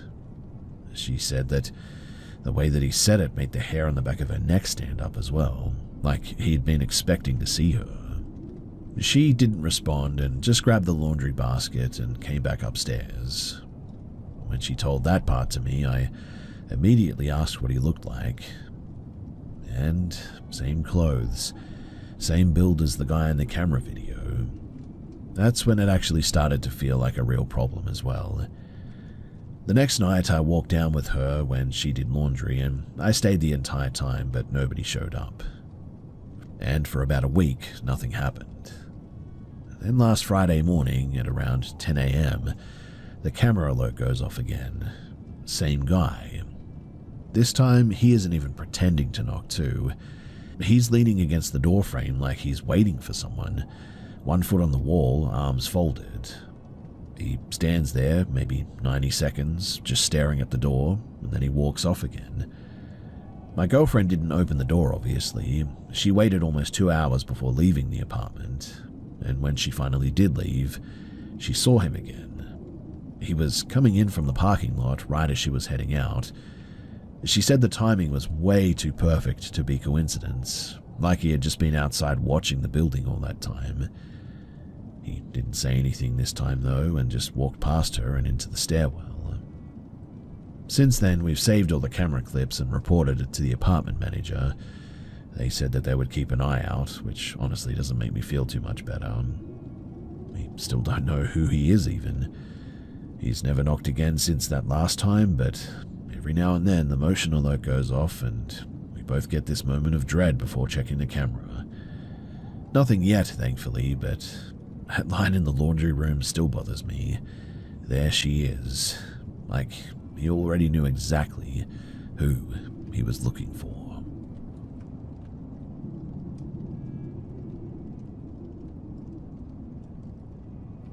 At the start of COVID, during the 2-week lockdown, my dad, very concerned, said, "Frank, please don't think that I'm crazy, but I swear that I saw 3 grey aliens walking across the street, and then they went into the woods." I asked him how tall. He said very skinny creatures, about 4 feet tall. 2 days later as well, and I'm not joking, a military person sky-dived into their community. I witnessed it while we were driving back into the neighborhood, and we were like, what the actual heck? White vans running in and out of the neighborhood non-stop. You would see them at least 20 to 30 times per day, which made me believe that something happened that was far beyond COVID. To add to all of this, about a month later, my dad randomly leaves the house while I'm visiting, says that he wants to go and be with God. He's completely at peace, acting totally normal, leaves the house and walks down the street. The cops pick him up though. The cops call me, and when I'm on the phone with the cop, he says, "Hang on real quick." Then I hear, "Oh no, oh no," then a loud gunshot. At this point, obviously I'm panicking, thinking that my dad was shot. A totally different cop gets on the phone. I hadn't talked to this guy before. Says, "Sorry, that was unrelated. Your dad is fine and we'll bring him home now." In that moment, I literally thought to myself, was the original cop that I talked to shot and replaced or something? Did he see one of those greys and had to shoot it? He was in complete panic with his voice, but the next cop on the phone was completely fine, as if nothing had happened. Anyway, that was weird, and Dad comes home with them and instead says that he wants to go and check himself into a hotel for a few days. So they offer to drive him to the hotel. Dad turns off his phone, won't let anybody come and visit him, has no communication with us during this time, says that he just wants to be alone. Eventually he comes back home after the few days like nothing happened whatsoever, and to this day says, "I don't want to talk about what happened that night."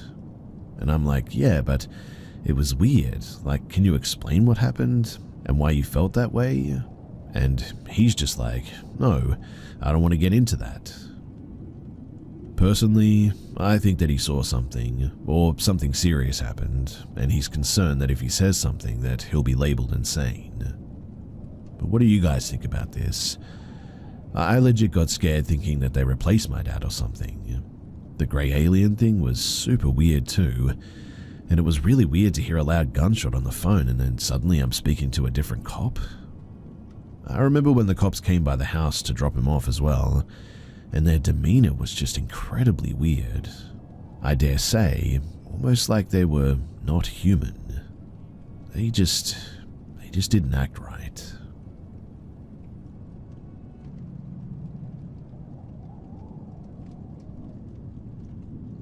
My fiance and I went for a 3-day trip to Gatlinburg, and we've spent our days in the mountains hiking and spending time in and around the national park.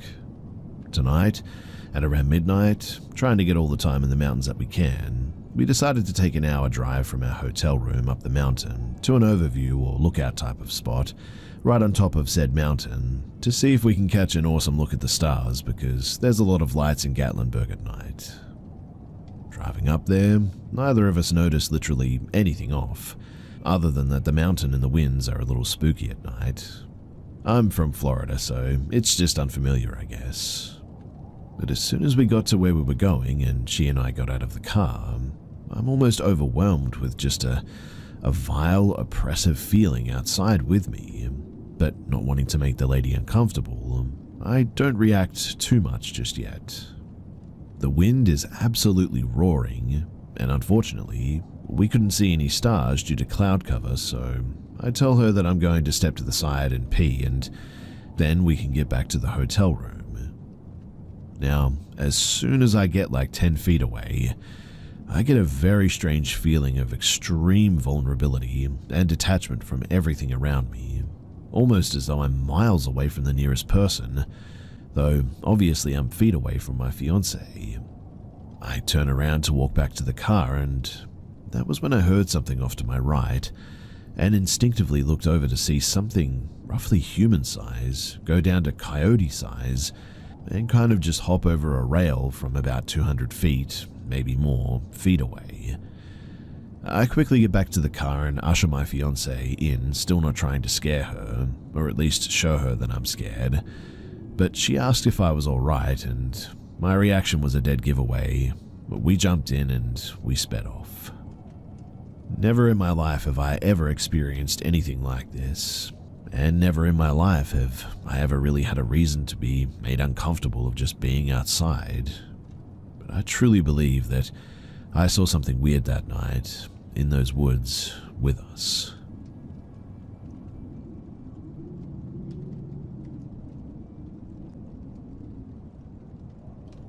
One evening, I was out in Lacey, WA, to pick up a handgun that I had recently purchased for protection. Contrary to the pickup status both online and sent to my mail, the store didn't have it in stock yet and told me to come back in another week. I lived about an hour from Lacey at the time, and when I had gotten there, evening rush hour was just beginning to become unbearable.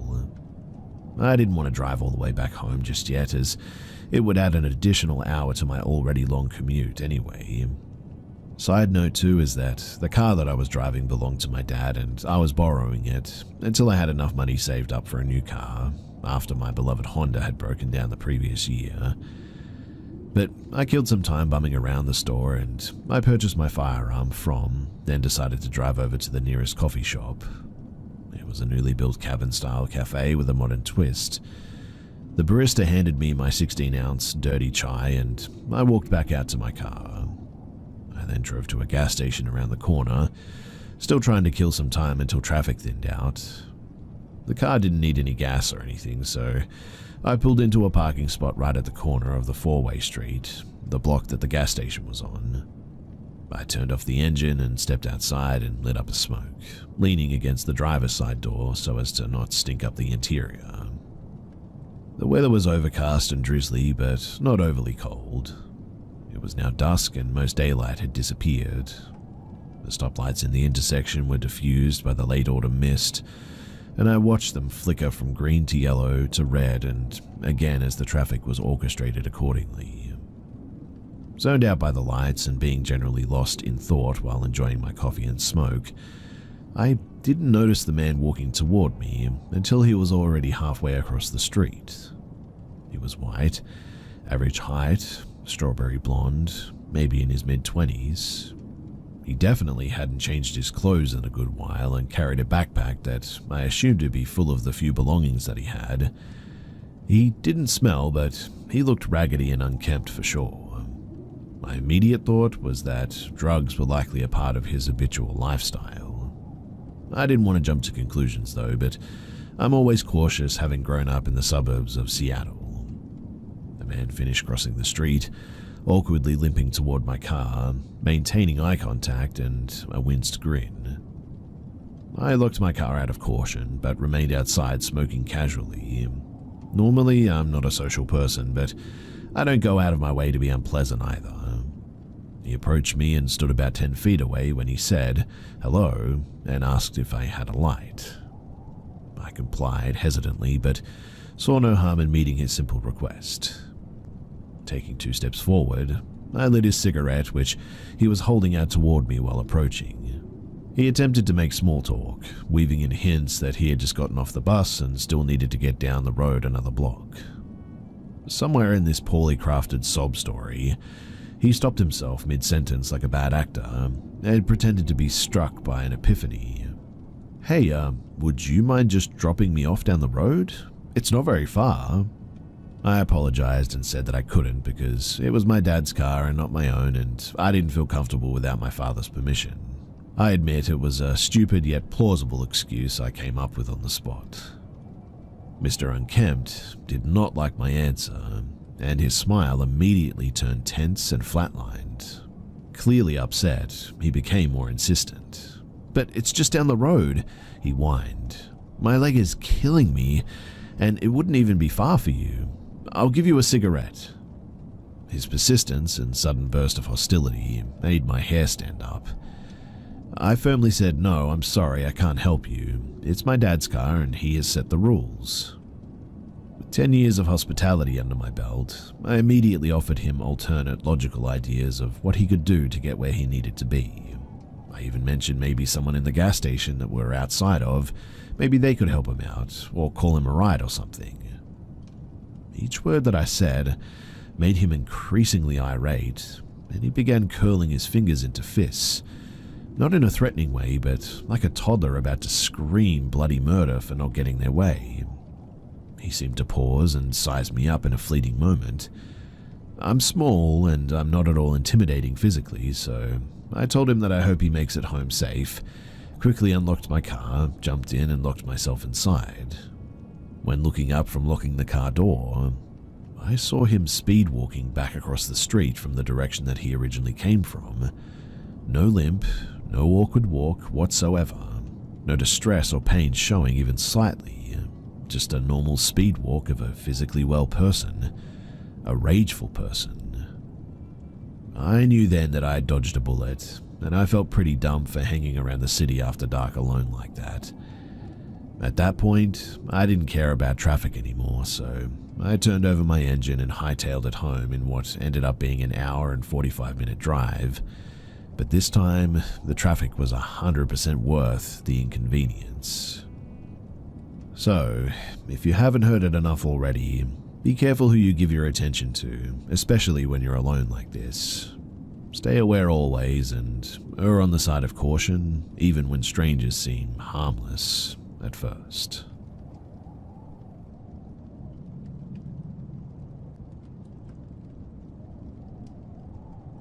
A couple of months ago, my friend and I had a spontaneous idea to hike at sunset and eat Subway on the beach. We went to a place called Morse Mountain. We walked the trail for about an hour, and right when we got to the beach, it was just about pitch black outside. We hadn't thought to bring anything but some weed and some Subway. No flashlights or headlamps or hiking shoes or anything. Dumb idea, I know, but anyway, all was well for about the 2 hours that we laid on the beach smoking and eating and talking about life. It was beautiful hearing the waves and seeing a sky full of stars that night. I started getting tired, so I decided that we should probably head back. We gathered our stuff and started walking, and both turned on our phone flashlights to guide our way. Not even a minute into the trail, we hear something moving in the forest to our left. I told my friend to stop, and the sound suddenly stops too. Immediately, when we start walking again, the swishing is there, and it's matching the exact pace that we are walking. So we stop again to test if this sound is really matching our pace. I was hoping that it was an animal just curious about who we were and would walk away, but the sound once again stops when we stop. My heart starts pounding because, well, there's no animal that I know of that is intelligent enough to match the exact pace and the exact steps that we are making. At least, not where we live. And my friend and I turned our flashlights to the left where the sound was coming from.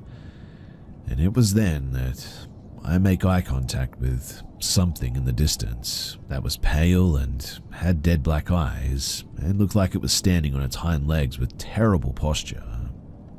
My friend and I quickly turn our flashlight to point directly in front of us and say, "Please tell me that was an animal. Was it?" And my friend, in a very monotone voice, says, "No, we need to leave. Now, keep your eyes forward." For the rest of the hike, the trees and branches, they look like symbols, and some even look like nooses. I felt like the forest was telling us to leave, or at least communicating some danger to us or something. Maybe it was just my imagination in the heat of the moment. I'm not sure, but I could have swore that I saw things. After about an hour, we finally made it back to the car, and I asked my friend if they noticed anything about the trees, and they also described the symbols. My friend called their mum on the drive home, and she said, "I'm just happy that you weren't in the Appalachians." The next morning, my friend calls me and says, "We're idiots. We were in the Appalachians last night." I haven't been able to stop thinking about what we saw that night. I also want to add that my friend and I, we didn't smoke much and are both stoners, so we don't chalk it up to the weed or anything. In any case, if you have any ideas as to what I experienced that night, then I would genuinely love to hear it.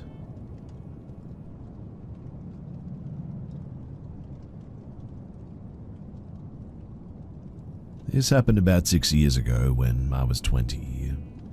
So, I came home after sleeping at my boyfriend's place. It was like 8 a.m. Super early because my boyfriend started his shift that early, and my parents were already gone like an hour earlier on their holiday. So, I was alone at home and I knew it. I came home and I directly went to my bedroom to continue my night, but before climbing the stairs, there's 2 floors, I saw the kitchen door or window was wide open. I was surprised by this, but I just thought that maybe my parents accidentally left it open. You have to know that my father is super paranoid though, and really there was no way that he would have forgot to close it, especially the windows before leaving the house for like 2 weeks. Plus, I was sleeping at my boyfriend's place, so there was definitely nobody home and he would have known that.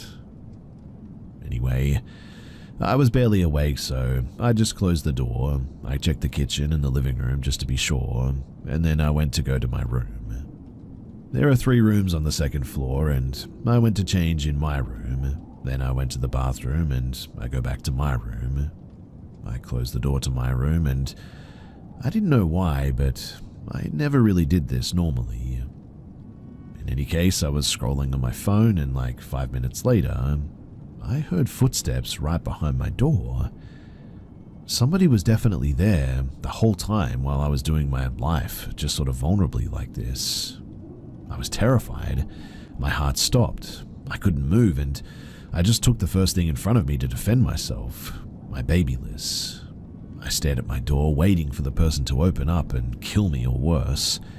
I was ready to jump out of the window and die if I saw the door opened. Minutes passed, and I heard the person on the stairs. I don't know how long I stayed there, immobile, but eventually I called my boyfriend, and thankfully he came to the rescue. At first, I genuinely thought maybe I was going crazy because, I didn't see anything, and I couldn't believe that it really happened. But my boyfriend confirmed later that they had definitely forced the door or the windows in the kitchen open, so they were really there. They were silently waiting for me to sleep, I guess, so that they could get out of my house. I was home alone, feeling completely safe, but the whole time I wasn't. It was traumatic, and I could barely stay alone somewhere without freaking out to this day. I do live alone, and I'm constantly paranoid that someone is trying to break in. But the worst part is that they didn't take anything. My mum's MacBook and jewelry were there, my PS4 was there, my dad's gaming setup. Everything was so easy to take, but they didn't take a thing. I can't stop thinking that they were here for, well, another reason. You also have to know that at that time I was very active on Snapchat. I used to post every day, and I used to tell and put my story up every day as well. So the 5K of unknown followers that I had on social media, they knew everything about me at this time, and I personally think that it must have been related. Since then, I have stopped my activities on Snapchat, and thankfully, nothing else has happened.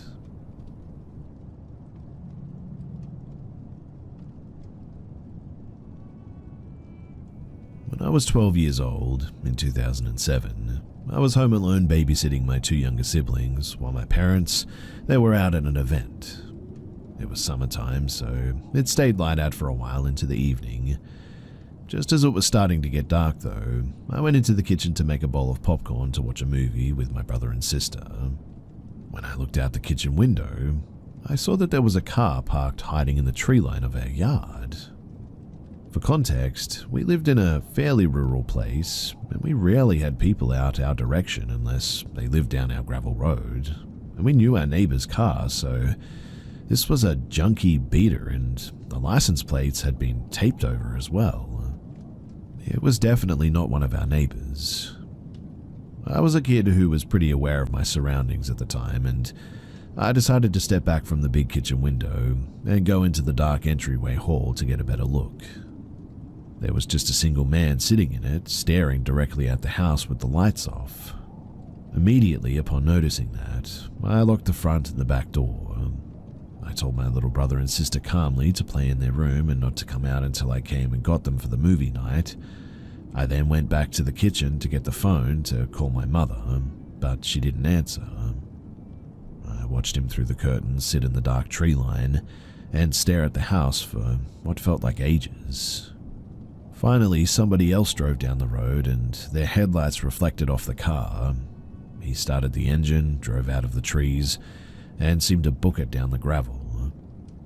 I was still pretty nervous and tried calling my mother again, but again there was no answer. For the rest of the time, I just played with my siblings in their room with the door shut and the curtains pulled until my parents came home later that night. When I tried telling my parents what had happened, they were convinced that I was making it up and that I was just being a dramatic kid. But I swore up and down that I saw this car with blacked out plates in the tree line, and they just weren't interested at all. I know that I saw it, but really I'm the only one who did. Maybe it was just a random guy who didn't know that there were 3 young kids home alone hiding for some other reason, but still, I'm really glad that I locked all the doors that evening because, honestly, who knows what could have happened.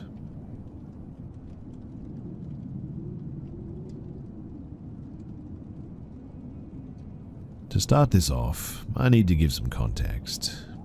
I'm 23 and I currently live in New York City, but I have grandparents who live down in rural West Virginia. When I say rural, I mean the literal boonies. Their closest neighbors are over an hour away in a small town with a few houses and a Walmart. Last summer, my grandfather, who I just call Robert for privacy reasons, had surgery done on his hip. The majority of my family lives on the West Coast, and my grandmother, Muriel, is very old and wouldn't have been able to take care of Robert. Because I was the closest family member, I was the one that they asked to come down there and help out my grandfather. And, being the good grandson that I am, I agreed to come down there for 2 weeks while he recovered from his surgery. Fast forward a week, everything was going fine. All I really had to do was help my grandfather up and down the stairs and walk his dog, a blue heeler named Rocky. Normally, my grandfather would walk Rocky once in the morning and once at night through the woods behind their property, but because of the surgery, that responsibility had fallen onto me. This was the part that I hated about helping him because ever since I was a kid, I never really liked those woods behind the property. Whenever I'd go down there as a kid, me and my cousins would always get creeped out going into that forest. It always just felt off for some reason, but anyways, for the first week, walking Rocky in the forest at night was fine, even if it was a bit creepy. That was until one night, a week into my stay, I was walking him through the forest. It was around 8:30 and the sun was setting over the Appalachian Mountains. Everything was going normal, until I heard a strange whistle that sounded like it was only around 20 yards away. Both me and the dog stopped dead in our tracks and looked towards the direction the whistling was coming from. I shined my flashlight in that direction, but I didn't see anything, so I had just assumed that it was a bird. Looking back though, it definitely wasn't a bird. There's no nocturnal birds that chirp and whistle out there, and it sounded more musical than anything a bird could whistle anyway. But the dog was spooked. He wouldn't stop growling and staring at whatever was back there, and he kept trying to back up until whatever or whoever this thing was whistled again, to which the dog started barking and going absolutely crazy. At this point, I decided that I definitely didn't want to stay there, so I yanked on the dog's leash and we both bolted out of the woods and straight back home. When we got back, I told my grandparents what had happened. They both seemed spooked, and my grandmother immediately asked if I whistled back. I told her that I didn't, and she seemed relieved, but told me that I didn't hear anything and to just ignore it. I asked why, and she wouldn't tell me, and would instead just tell me that I didn't hear anything. I decided not to press it any further, and I just went to bed, terrified and wondering what she seemed to be so freaked out about. Now, the next morning she told me that instead of walking Rocky through the woods, I could just take him on laps around the house, and so that's what I started doing. Every night I would take Rocky for around 50 laps around the house before going back inside. On Friday, the third to last day that I would stay there, at night I was taking the dog for laps as usual, until I heard that same creepy whistle behind the attached garage this time, which was only around 10 yards from the house. This time, I immediately took the dog back inside and locked the doors. The rest of the night, I put my earbuds in and I ignored any more whistling like my grandmother told me to. To this day, I really still don't know what the whistling in the woods was all about. Some of my friends said that it was a skinwalker, but that's a Navajo thing, and there's almost no Navajo in West Virginia. My girlfriend, who stayed back in New York City, asked her Muslim parents, who are from Yemen, and they said that whistling at night is a sign that a jinn is nearby. I don't know about any of that, and I don't know what it was, but whatever it was, it had my grandparents legitimately scared. I've heard of weird stuff happening in Appalachia, but this really is the first time that I've ever had a first-hand experience with it. So, that's why I'm here. Do any of you guys have any idea as to what this could have been?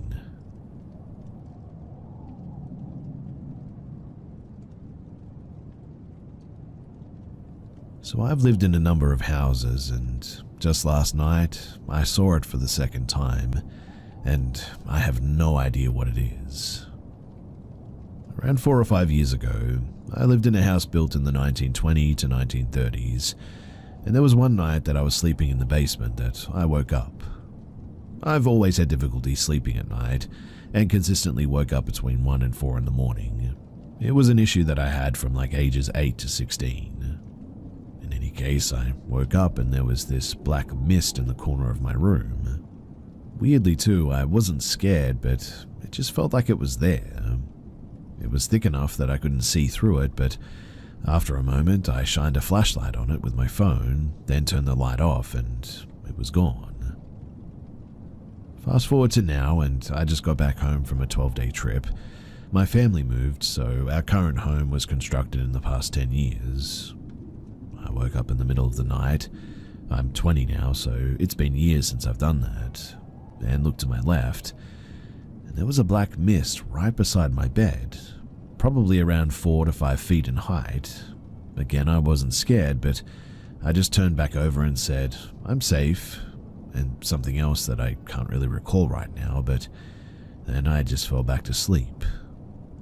This experience has been interesting for me too, and I wonder what the apparition could be, if it's an apparition at all. My response was unnormal as well, right? I mean, I've been a bit stressed lately, but I also feel revitalized since going to see some family on vacation.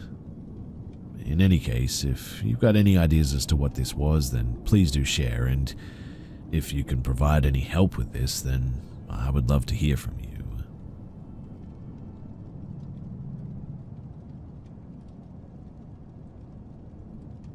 When we were kids, my brother and I slept in the same room in a bunk bed. I was always a heavy guy, so I'd sleep on the bottom and he slept up top. We both remember this night to this day, which obviously could just be because we've talked about it so many times over the years and have tricked our brains into treating it as fact, but, still. Anyway, we're both asleep, and at the foot of our bed is a window. There's a street light across the road, so there was literally always some light coming through the curtains. We always sleep with our heads towards the other way, so that window would be at our feet. I'm not entirely sure what woke me up, but when I did, I just had that overwhelming feeling of somebody watching me. I wake up and open my eyes, and at the foot of my bed is a literal shadow person. And I mean, you could very clearly see the personage's outline with the lit up curtain behind him. Like, absolutely pitch black against a white lit up cloth curtain. He was definitely wearing a hat, but like just a hat, like a baseball sort of trucker-shaped hat. He was also two-hand holding what looked like a firefighter's woodcutting axe. It was pretty long, I recall, but I just kind of sat there for a good minute, completely frozen in fear. He didn't move at all that I can remember, but after a minute or two, in the deepest and most gruff voice that I've ever heard, he just says, "One day." At that, I flipped and hid under the covers because, as a child, I couldn't think of anything else that I could do. After another minute passed, I just hear my brother's shivering voice say, "John, did you see that too?" I answered that I had, and we just kind of laid there in silence, and eventually we both drifted off back to sleep, I guess. But we both swear that we remember it like 20 years later. I'm also wondering if anybody else has heard of an experience or something similar to this, as we have no idea what it was that we saw and haven't seen anyone say that they've experienced something like this.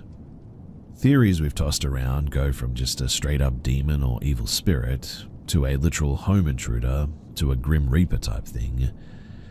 That last one always seemed to make sense to me because of what it said to us, but it never did show up again for either of us. Our mum took over that room a while after for a few years, then I took it for a few, and now my brother still lives back at home and it's his room. So we've all had ample time with nothing happening, which is a bit weird, right?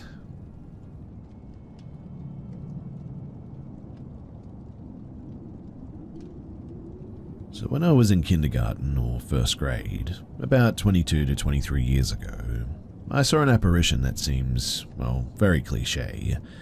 An old woman in a white dress, no lips with snarling teeth, black eyes, floating and no visible feet. At first, I heard this woman's footsteps coming down the hallway on the hardwood floor. Then I saw her come to the end of the hallway, my room on the right, my mum's on the left. This woman stopped at the end of the hallway and slowly looked back and forth between the rooms, her head oscillating like a fan, slow but consistent. She then turned around and walked away slowly, footsteps fading into nothing. At this time, I shared a room with my brother, 4 years older than me, who was also awake and saw the woman too. I called his name quietly and he said, "Shut up, I see her too, put your blanket over your head." I've asked him multiple times throughout our lives about this happening and he has zero recollection of it. So I assumed in the end that it was just an extremely vivid dream that was stuck with me for my whole life. I never brought this story up with anybody else, well, until recently. You see, my mother and I were talking about some paranormal experiences that we'd had throughout our lives. I said something about the Carmel house, but never went into detail, and she proceeded to explain to me the exact same woman that I saw wearing a white dress at the end of the hallway, looking back and forth between our rooms. Honestly, I felt sick. This apparition was no longer a vivid dream. I mean, that actually happened. She was real. She was there and she was looking at me. But how many times did she actually do that while I was asleep and I never saw her? I have a lot of questions that really I don't have answers to, but I will say that without a question, I am a believer now.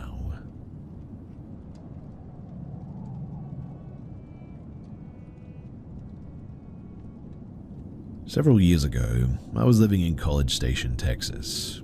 The job market there is really rough for anyone outside of academia, but I landed a job as a sales consultant for a digital marketing company, or at least that's what I was told. After I started, I found out my job would really be in door-to-door sales, trying to sell digital marketing packages and, well, phone book ads to small businesses. The company was terrible, the managers were pure evil, and the product was awful. I was looking for a new job, but I needed a paycheck. Now one day, they sprang something on us. From now on, we would only spend half of the year in College Station. The other half we would be living in a hotel in Abilene, selling phone book ads there. My wife was so understanding about this. I'd be able to come back home on the weekends, and I had a few promising leads for work too. I figured that I'd only need to spend a month or so there. Now, the first time I'm heading out, I actually quite enjoy the view on the trip. Lots of small towns and interesting landscapes. But even better, I look down at my phone as I'm partway through my trip, and I'm making way better time than expected. Like way better, an hour ahead of schedule. In fact, I was certain that I had checked my phone before, and that hadn't been the case. But the clock on the dash confirmed it, and that was when I was just pulling through a town called Rising Star. I'm a big horror and occult fan and immediately made a mental connection to Lucifer, since it means morning star, and gave myself a bit of a chuckle. It was a small town, but despite it being broad daylight, I was surprised to see, well, really no one. I mean, I didn't see a single person. I slowed down looking into the windows, but nothing. It was summer and, I mean, there weren't even any kids around playing in their yards or anything. I saw parked cars, but no one driving or sitting in one. That's when I passed what I seem to recall being an old brick drugstore. There on the side of the building was a mural of a man with a bunch of snakes dangling from his mouth. It really creeped me out, especially with my previous Lucifer connection. A part of me was tempted to stop somewhere, just to see if I could find a human being at some point. But that mural, something about it changed my mind. And as soon as I left that town, I looked at my phone and my car's clock again. They were both an hour ahead of where they had been before. I did research later, and there was an innocent explanation about the mural involving a local celebrity who participated in a lot of rattlesnake roundups and I think had a Guinness record for doing something like this. I can look up his name again later if anybody's curious, but still, that time fluctuation and the eerie absence of people, something about it just didn't feel right, and it still haunts me. I also regularly have nightmares about that place to this day, which is strange. In any case, I took a different route from then on and soon found a new job as well, but I always joke with my friends that I have a feeling that I'll be back there one day, and I won't come back. Really though, it's only half a joke, I suppose, because that's always what happens in my nightmares.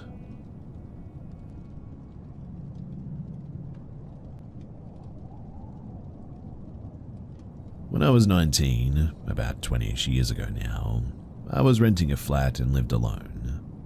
On the first night there, I was laying in bed trying to sleep when all of a sudden I heard loud footsteps running up my hallway and stopping just outside of my bedroom door. Instantly I sat up, expecting the door to swing open, but then there was silence and nothing else happened as I sat there. A few nights later, I was trying to sleep and then I could hear someone breathing. It sounded like they were standing to the side of the bed near my head, but I couldn't see anyone there. After that, every few nights, I would hear the breathing right behind me as well, regardless of what room I was in, at various times during the day, but mostly at night. What really freaked me out though and confirmed things was that one time I had a friend staying over. We were watching TV in the living room and the breathing started. He looked at me and goes, "Is that you breathing?" And the only thing that I could think to answer was, no, that just happens sometimes. I only stayed there until my 6-month lease ran out because I was way too freaked out and tried to sleep at friends' houses as much as I could.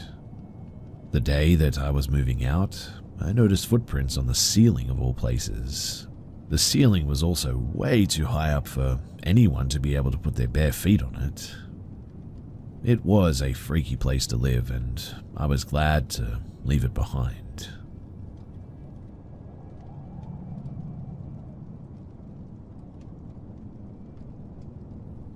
This story is from about 5 years ago when I worked security for a large office or furniture manufacturer in Michigan. I did mainly foot and vehicle patrols of primarily the 3 factory plants, but occasionally the corporate office buildings and an older home that the company bought and refurbished. The company would use the home for tours for the public, and they would use it for some wow factor for potential buyers they flew in to make a sale. For more reference, this home was designed by a famous architect and is known for its style and large bay windows and painted glass. The home, it was built in the early 1900s, and as far as I'm aware, no one ever died in the home or anything like that. Now, I worked midnight shifts, 11 p.m. to 7 a.m., and we had a bit of a storm rolling in the night of my shift. At about 1:30 a.m., the control operator received a fire alarm fault from the fire panel at the home, and when compared to prior alarms that night, and the weather that we were experiencing, It was presumed that the power had gone out, and when it came back on, set off the fire alarm fault. So, I was dispatched as a precaution to ensure everything was okay, and to reset the fire alarm panel. I got to the home at around 1:45 in the morning, and made my way into the home. I had been there a handful of other times, and fellow security guards had told me about weird occurrences that had happened around the house over the years. The main story was about them seeing the light on upstairs and a black silhouette of a figure standing in the window just watching them. There were also stories from the tour guides of the home that stated that the dolls in the nursery would be found in different locations from when they last saw them when nobody else was entering that room. Anyways, I made my way to the basement, which is where the fire alarm panel was located. I reset the panel and attempted to radio to the control operator to see if the fault had reset. At this time it was around 2 a.m. and my radio was completely just refusing to operate. It was making weird noises when I tried to key it up and kept losing signal. I didn't think too much of it and pulled my phone out and called them instead. I was able to establish a phone call, but it kept cutting out and had a lot of feedback until the call finally dropped and my phone went into SOS. In any case, I decided to do a bit of a walkthrough of the house since I was already there and wanted to kill some time anyway. I went back upstairs, walked through the kitchen, into the dining room and into the living room. The large windows noted earlier are primarily in the living room. The lights were old in the home and they were operated by buttons on the walls and not switches, but I elected to just use my flashlight instead. I walked into the living room and did a quick once-over of the room with my flashlight, and for a split second, in the reflection of the bay window, I could have sworn that I saw an old man seated in the chair, sitting less than 5 feet away from me. He was staring at me through the reflection with an eerily emotionless face. I sort of doubled back while questioning what I just saw, but the image was now burned into my mind. When I looked back there was nothing.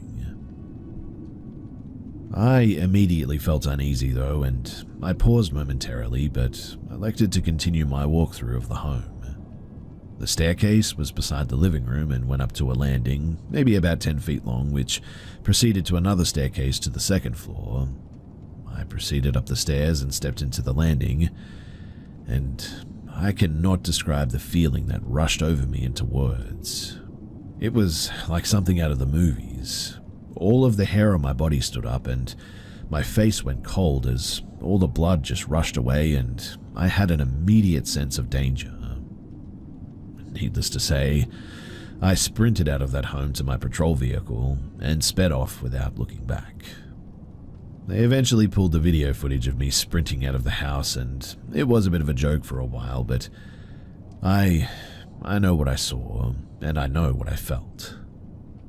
Sometimes I wonder if the people working there now are told of my weird and interesting story. I wonder if any of them ever had their own encounters or experiences. Really though, who knows?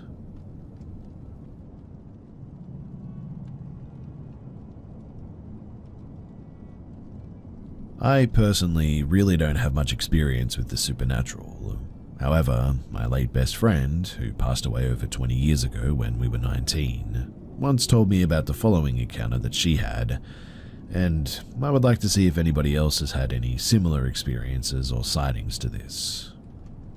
So, she told me that when she was 7 or 8, she and her dad were napping on a big pallet after watching a movie in their living room. It was the middle of the day on a weekend. Their living room, in which her dad still lives, has big glass panes on one wall overlooking the back patio. The house sits on some significant acreage in the brushy woods of central Texas. No neighbors within at least half a mile, likely more. But my friend said that she woke up from a nap to see a woman standing right outside the big window, covered in rags, possibly pelts even, with leaves and twigs in her hair. I think she described her as old, but I can't remember with absolute certainty. As my friend looked at her though, the woman started opening her mouth, and apparently it just kept getting wider and wider, well beyond normal human capabilities. She shook her dad awake and screamed for him to look out at the window, and when they both looked, she was gone. She swore up and down that it wasn't a dream, though. Her dad didn't believe her, of course, but I did, and I still do. She was my soul sister, and I knew when she was being truthful. So, does anyone have any ideas? I've looked into Baba Yaga and various forest hags, etc., but the widening mouth never seems to be a distinct feature of anything I've come across over the years. So, is there anything else like this that sounds familiar?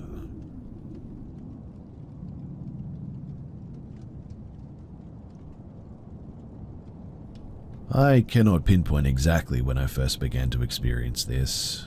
Best that I can remember is I was around the age of 10 to 11, although it's possible the occurrences began a little earlier than this. However, I vividly remember being scared of my bedroom window once it got dark outside because of what I regularly saw. On numerous occasions, I would see the same face in the bottom left-hand corner on the outside of the window, just looking in at me. For context, my bedroom at the time was on the second floor of the house, so no possibility this was just somebody walking by the window, unless they were like over 15 feet tall, that is. Despite this occurring over 20 years ago now, for context I'm in my mid-30s, I can still recall that face too. It was distinctly male, with thin unkempt hair, the skin pulled in as though the figure was starved. If I had to age the figure, my best guess would be in its 30s, maybe 40s. Oddly though, the one detail I can't remember are the eyes. The reason that I can remember this much detail, though, is because it was always the same face, always in the same position. Seeing this figure always gave me a sense of dread, and I would do whatever I could to pretend that it wasn't there watching me. I would suddenly glue my eyes to my TV or pick up a book and start reading, hoping that it would leave me alone. I didn't have curtains in my bedroom, so I didn't have that as an option back then. And whenever I called my parents to check, they never saw anything, and simply passed it off as my mind playing tricks on me. That dread that I felt whenever I saw the figure would stay with me for the rest of the night until I eventually managed to fall asleep. When I did sleep, I would have these really upsetting dreams, almost every night. Dreams of being chased and, in a lot of cases, even being killed. I remember speaking to my therapist about a reoccurring dream that I would have where I was chased and thrown off a bridge that I had to cross on my walk to school with, but they didn't read much into it. To this day, in fact, I have issues sleeping. My partner has mentioned several times that I have a tendency to whimper in my sleep as if frightened. I can never sleep through a full night either, waking up at least 2 or 3 times for no reason. I also still try to avoid going past windows at night, unless the windows are drawn first, and even then I still feel slightly uneasy. And it wasn't just seeing the figure in the window either. There would be occasions I would go and turn on the light in my room, but it just wouldn't work. It would turn on and the bulb would do something, but the light was just very dim. Just a dark orange glow, barely lighting anything up. The first time this happened, I instinctively knew something was wrong, and every subsequent time instilled that same anxiety. The bit that I never got to understand was why it happened. Every time it did, I would quickly turn the light back off and call my parents. They would come up and turn the light on for me, and everything worked fine. For some unexplainable reason, it was only ever when I was alone that the light played up like this.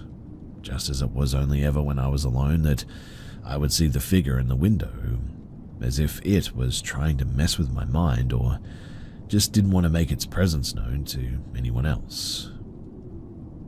After several years of this, my sister started to become frightened of a grey figure stalking my father around the house, which only she could ever see. On one occasion, she started screaming and crying for apparently no reason. When we managed to calm her down enough to speak, she told us that she saw the figure reaching out trying to stab my father in the back. It was at this point that I definitely knew that something wasn't right and confided in the school chaplain. It was at that point that I definitely knew something wasn't right and confided in the school chaplain. We weren't a religious family in any sense, but I attended a Catholic high school, and at this point, I didn't really know who else to turn to. The school chaplain came over to the house and blessed the premises. Whilst it wasn't a full exorcism or anything, he made sure to bless every room, anointing the doorways with holy water. And whatever it was that we experienced in all those strange occurrences, it all just stopped following the visit from the chaplain that day. We moved house roughly 18 months after that. I've lived in several houses since then and have never experienced the figure again, but as mentioned, I'm still anxious about going near windows at night, so its effects upon me are still very real. Whatever it was I did experience, what my family experienced, I can't say for sure. Perhaps a ghost or some sort of malevolent entity, I really have no idea, but I wanted to share my experience nonetheless and see what you guys think.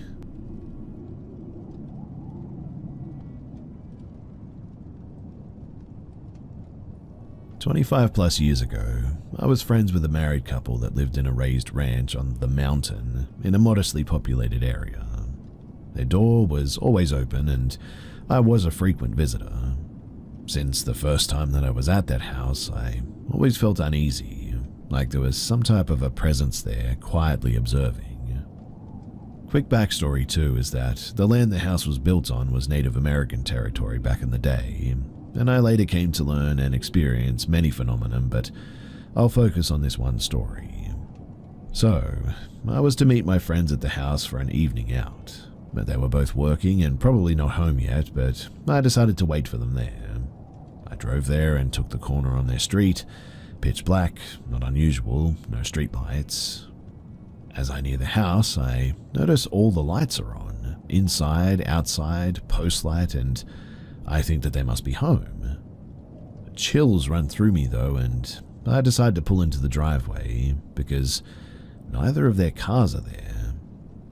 I sat in the driveway for a minute, looking around, listening, with a heavy type of feeling coming over me, yet decided to turn my car off and go in anyway. I get to the front door, gently turn the knob, and slowly open their door. Peeking inside, I see nothing and hear nothing, but all of the lights are still on. I hesitated to go any further. I call out, "Hello," still standing in the doorway, looking up the stairs, and in one moment, all the lights suddenly went out, including the ones outside. I immediately froze in fear. Total darkness and total silence. My arm felt heavy shutting the door and attempting to get back to my car while guided by moonlight. It was weird because it was as if weights were on my ankles and I struggled to make it inside of my car. My hands were shaking so bad that I barely was able to get the key in the ignition. I felt tightness in my chest and I was shaking and I couldn't breathe. Just a total feeling of hopeless dread engulfed me. I parked on the road by the mailbox, sat there staring at the house in darkness trying to compose myself for I don't even know how long. Eventually though, the wife pulled up and I put the window down. "You could have gone in, you know," she says before looking at my face and asking what was wrong. I just pointed at her house. She parked in the driveway and she walked back to my car while her husband was pulling in. He comes down and asks why we're outside, and I told them that I'll wait here while they get ready. The wife then asks though, "Something happened, didn't it?" I nodded yes to this, still shaking. The wife looked at the husband and says, "It's starting up again." I was close friends with them for many years, even staying there temporarily, and their house, let's just say that it had quite the history.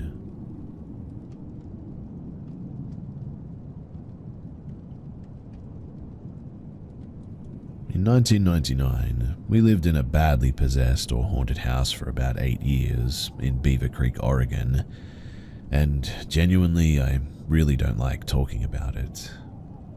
It's honestly very cliche horror, story, or textbook sort of stuff, and people think that I'm just bullspitting, so I prefer to just keep it simple. But literally, the house was at a deal with weirdly boarded up rooms. The family had been sleeping in just one area together. The whole affair was an awakening and a sort of you get what you pay for sometimes, go with your gut type lesson. It all started pretty benign though. We immediately took down all the boards to open the rooms and couldn't figure out their purposes. The rooms were bare but fine. We were doing construction, which is pretty typical, right? The house wasn't terribly old, like maybe 1950s. But then there was just like small stuff. One of the first instances I remember is we had the molding stacked on the right side of the hall, labeled to be put back up, and at about 2 a.m. we could hear it sort of clanking. When we checked, it had been rolled and moved to the left. We thought that maybe we misremembered the direction, but the next night, it moved back. My husband and I were suddenly always arguing for no good reason, and we'd have dread about coming home without knowing why. Also instant relief to leave, though. It progressed from there over months to full-on getting scratched, hit, terrorized for me. I'll leave some personal details out here, but it was a rough couple of years. Eventually it was bad enough that my husband had his guns missing when he'd been cleaning them only to have them reappear loaded and pointed at him off the back of the couch. It had finally decided messing with him would be fun as well. It previously really just picked on me, and he honestly considered that I was having a mental health crisis, but he kept hearing me weeping at night when I wasn't. We had called multiple churches, none of them would help. I was raised Catholic, and that was especially disappointing, but not surprising, I suppose. The Pentecostal church did eventually try to help us, and they didn't like what they found.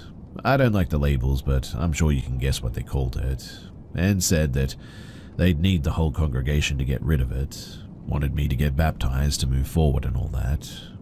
Long story short, they still couldn't get rid of it, and it just came back, more ticked off than ever it seemed.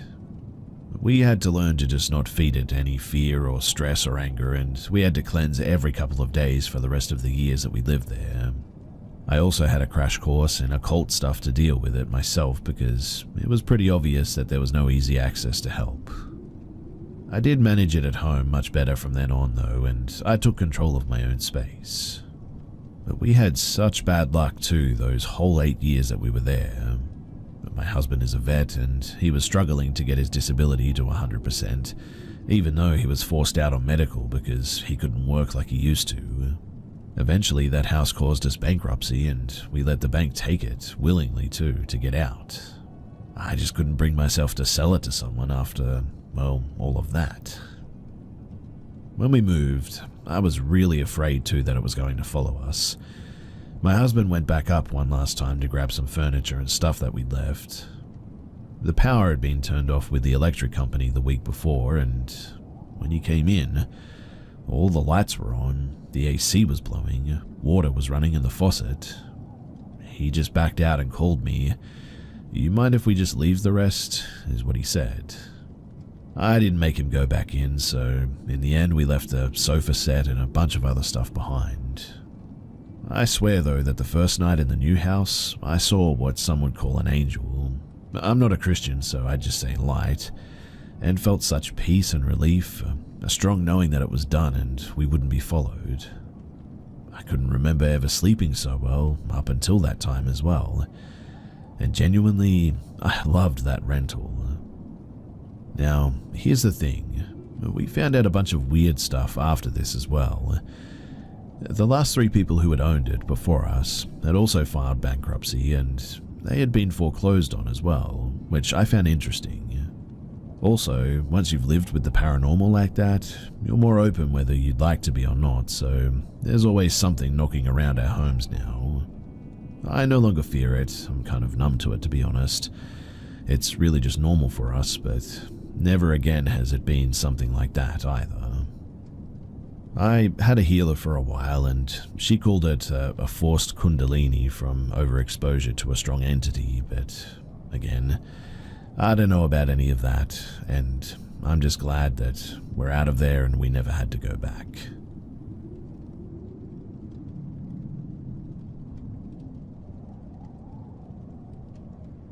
When I was 13 or 14, I had a nightmare that woke me up.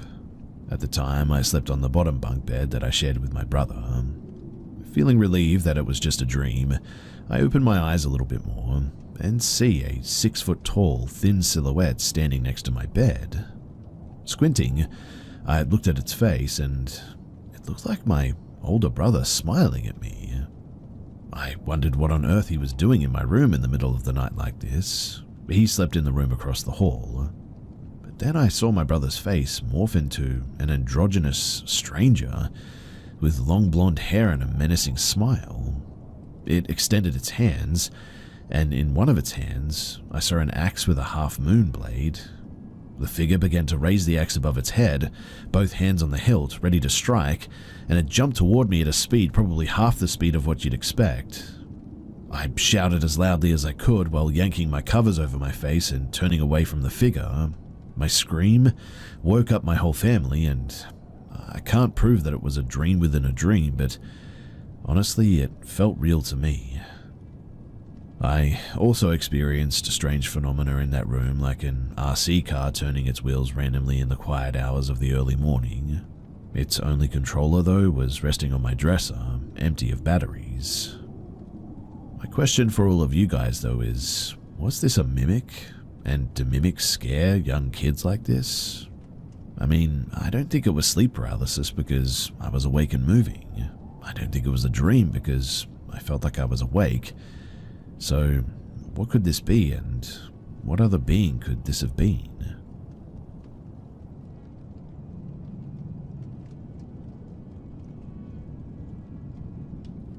When I was in elementary school, I was also attending music school. That morning, I was heading towards the bus stop where I waited for the bus every day. I remember that it was raining that morning, everything was still wet, and I was carrying my umbrella folded in my hand. Now, there was a place to sit at the bus stop, so I sat down, put my umbrella between my legs, and since it was the time without mobile phones, I was just looking at the ground. Occasionally, I would look up towards the street to see if my bus was coming. I looked up, glanced to the left, and saw a mailman with a big, heavy bag, holding an umbrella with a wooden handle shaped like a duck's head. I followed him with my eyes and focused on that umbrella. As he passed by me, I saw him from behind and noticed that his pant legs were muddy and wet from the rain. I didn't pay too much attention though, and I looked down for about another 10 seconds. When I looked up again, I looked to the left, and that was when I saw the same mailman coming towards me, but it was again, with the same bag and the same umbrella, with a wooden handle shaped like a duck's head. At that moment, I was sort of startled. The bus arrived. I got on the bus through the front door and watched the mailman until he turned into a yard. And to this day, I really still don't understand what the heck happened there and how it was even possible to see the same person twice within about 10 seconds coming from the same direction.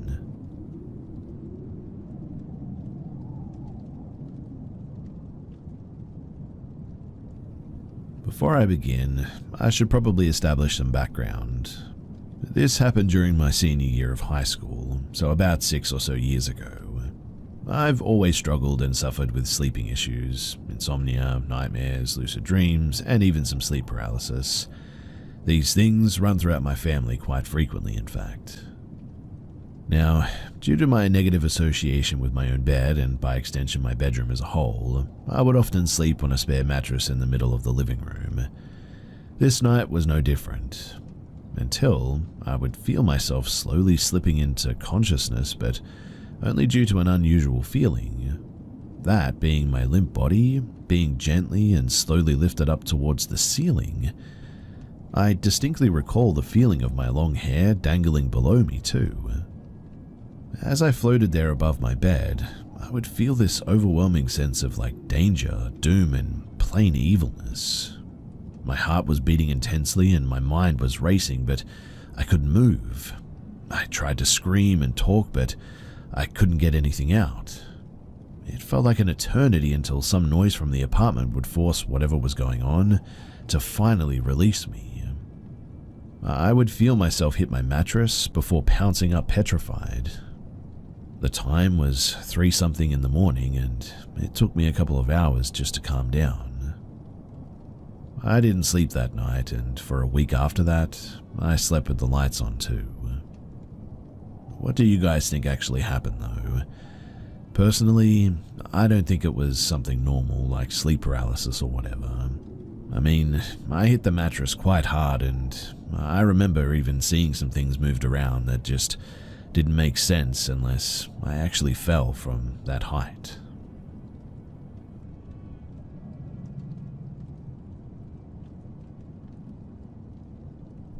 So I work in a medical office, and my co-worker said that she came in one morning to open up, but when she got there, the door was already unlocked. All of the lights were on, the radio was on. In fact, it looked like somebody had already opened. Yet the building appeared empty. No cars in the parking lot either. Thing is, she and I were the only ones with a key, and our boss was out of town at the time. So, who opened that morning? It was around 4 a.m., whoever it was, but we all closed the office together the day before like usual. It was usually 3 of us that collaboratively did it, which we all remembered doing, so it's not that we left everything on and the door unlocked or anything. Scared and shaky, she said that she didn't know what else to do but to walk in and timidly go, "Hello." When she told me the story, I was like, "You didn't, did you?" After that, we had a running joke about how she would be the first to die in a horror movie. She would bring it up sometimes and we would laugh about it. On another occasion, my co-worker, the one who walked in and shakily went hello, said that she would be there by herself in the morning hours and feel someone walk behind her as she had her back turned. Like, you know how the air moves when somebody walks past you real close? She genuinely thought that somebody had come in, but when she turned around, obviously nobody was there. When she left later and a new girl took her place, the new girl reported the same thing happening from time to time too. On other occasions, I used to come in on the weekends to use our gym. The first time I did this, I saw a dark, shadowy head peek out at me from the corner of the hallway, then sort of dart back. It was as if someone was there and I had surprised or scared them maybe. I knew that it was our ghost at that point, so I would say, "Hey, it's just me," when I arrived, so they didn't freak out. It happened the first few times and then eventually it stopped, I guess after it got used to me arriving on Sunday mornings. I was there by myself on a Sunday too when I saw a tall man standing in the gym as I passed the hallway. He was looking at me. He seemed different than the hallway peeking ghost who was shorter and not as clear, but I sort of did a double take, but when I went back to check the gym, nobody was there. Our new Filipino PT saw the same tall man standing in the back office area, as in the section where our desks and computers were, and went back there quickly because he thought that it was a patient that needed something, but obviously there was no one.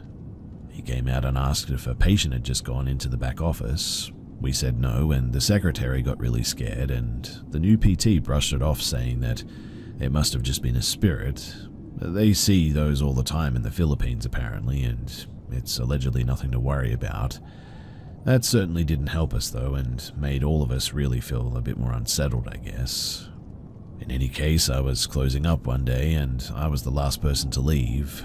I had to stay late to finish paperwork, and the activity always ramped up past 5 p.m. if there was anybody still in the building, or sometimes on weekends too when we weren't supposed to be there. I heard an elderly man say "help me" as if he were right beside me, and I knew that nobody was there. But I went around to every room to make sure that there wasn't a patient still hanging out anyway, and confirmed that I was the only one there. On another occasion, I was the last person in the building again. A patient needed to get his car towed out of the parking lot, and the tow truck was blocking my car, so I couldn't get out that day. I opted to just wait inside for them to finish when all of a sudden I heard dishes crashing in the kitchen. We had this tiny kitchen or laundry room area at work, and it was as if someone was violently throwing them. That day, I didn't even bother checking it out because I knew what it was. Instead, I decided to just get out of there as quickly as I could and to just wait outside. Personally, I think the ghosts, or whatever they were, just didn't like it when we were invading their personal time. After office hours seemed to be the worst. The incidences were less frequent during the middle of the day or work week, unless we just noticed them less perhaps. These are only my own accounts, but my co-workers had other things happen to them too, and I didn't get all of their stories. One minor one though was that the secretary said that she was working late at night with our billing lady to set something up on the computer, and the radio turned on by itself. It was all static, which it was never like that, before it started flipping through channels. She got really scared by that, and in the end they just left. Anyway, if you have any questions, then feel free to ask about pretty much anything, but I don't work there anymore, and to be honest, I'm actually grateful for that.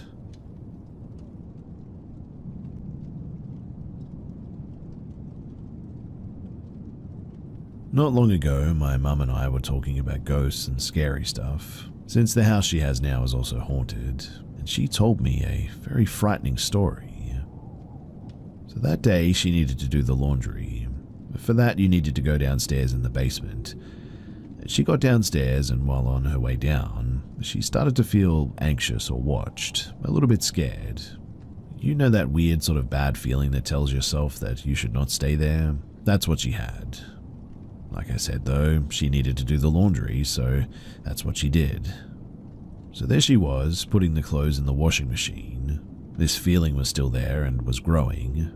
She tried to not give it attention and to just keep doing what she was doing, but the sensation of being watched was now more menacing than before, so it was becoming harder and harder for her to just ignore it. And then, while she was still putting the clothes in the washing machine, she heard something growl. A low, long, menacing growl, but it was coming from far from her. My courageous mother decided to stay there, just going faster because now she truly was scared, which is understandable. A couple of seconds later, she heard it again, a bit closer to her this time, and a lot more menacing. She finally started that washing machine, but now she needed to take the clean clothes and bring them upstairs.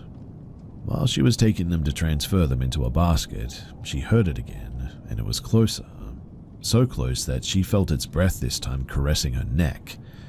In panic, she finally decided to just get upstairs, getting out of the basement.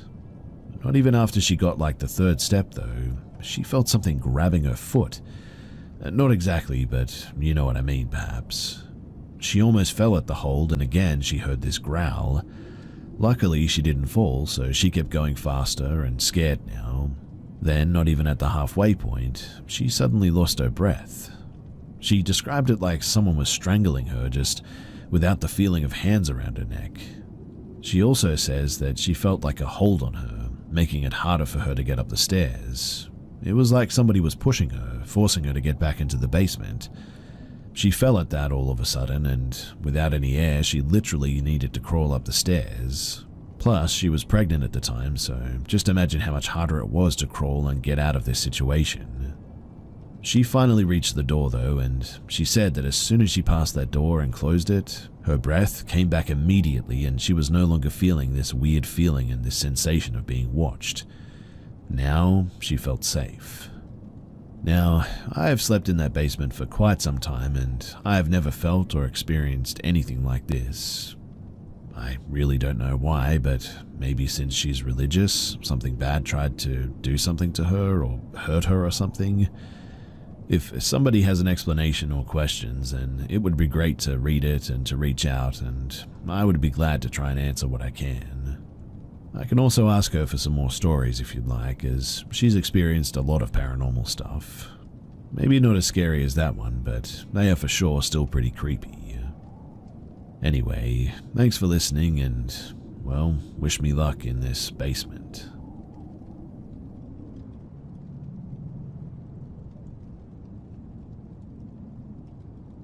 The following took place in approximately 1990 in a Southern California medical school morgue.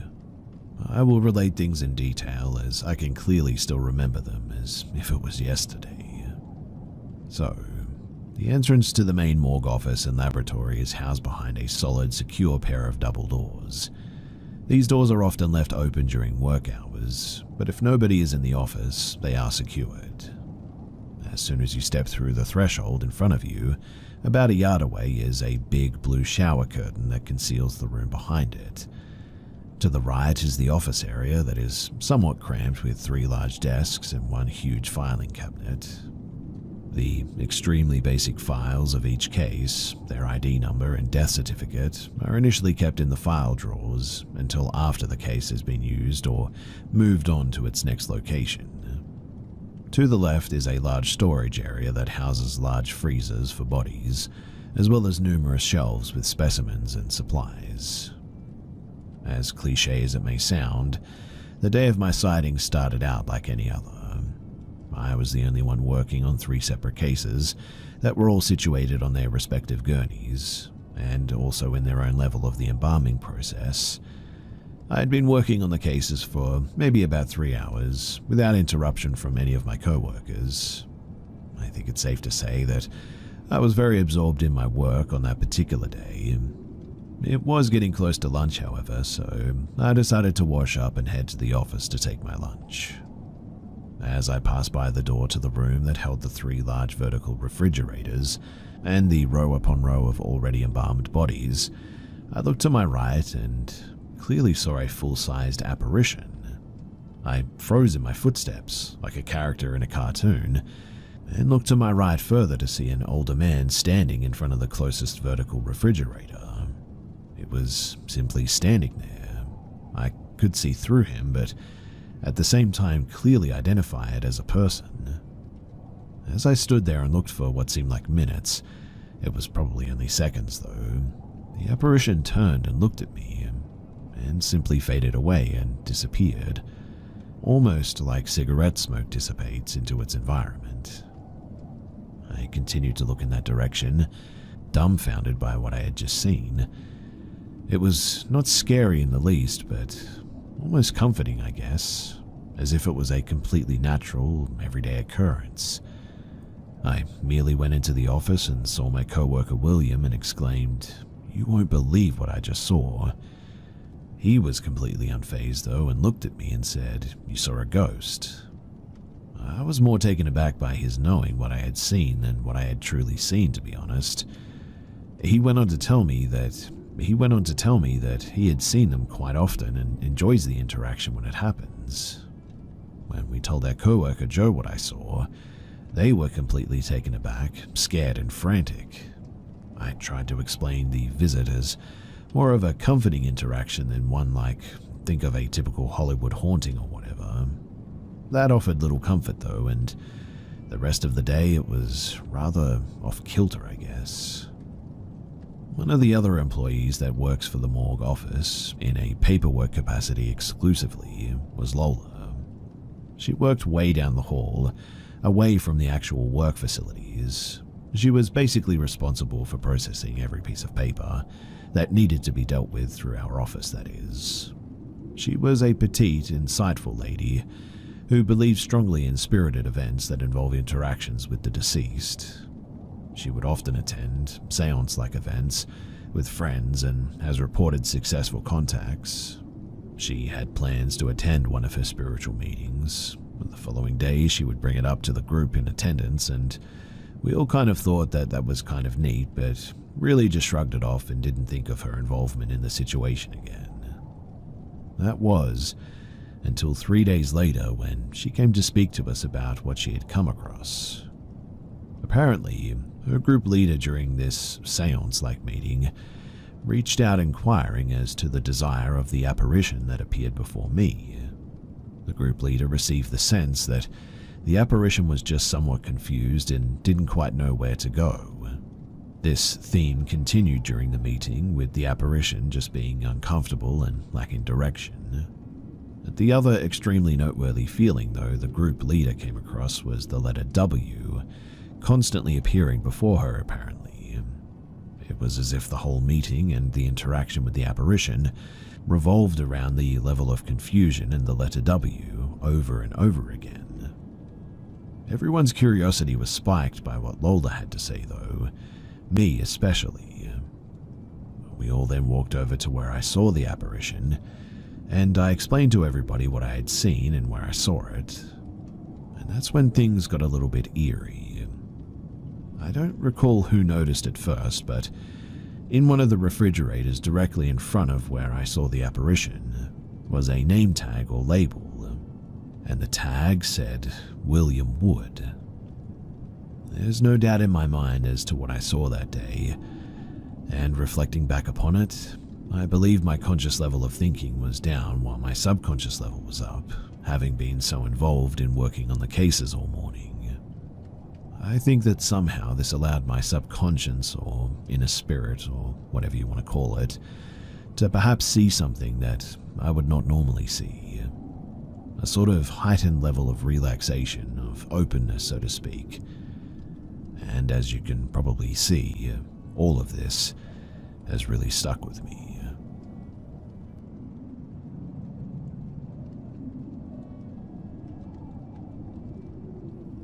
So I started this job about a month ago. I'm an overnight security officer in one of multiple buildings on a large campus. I signed an NDA, so I really cannot be more specific to potentially identify my client. But I started my job training on first shift, and I'll admit that I was skeptical when I started hearing the stories.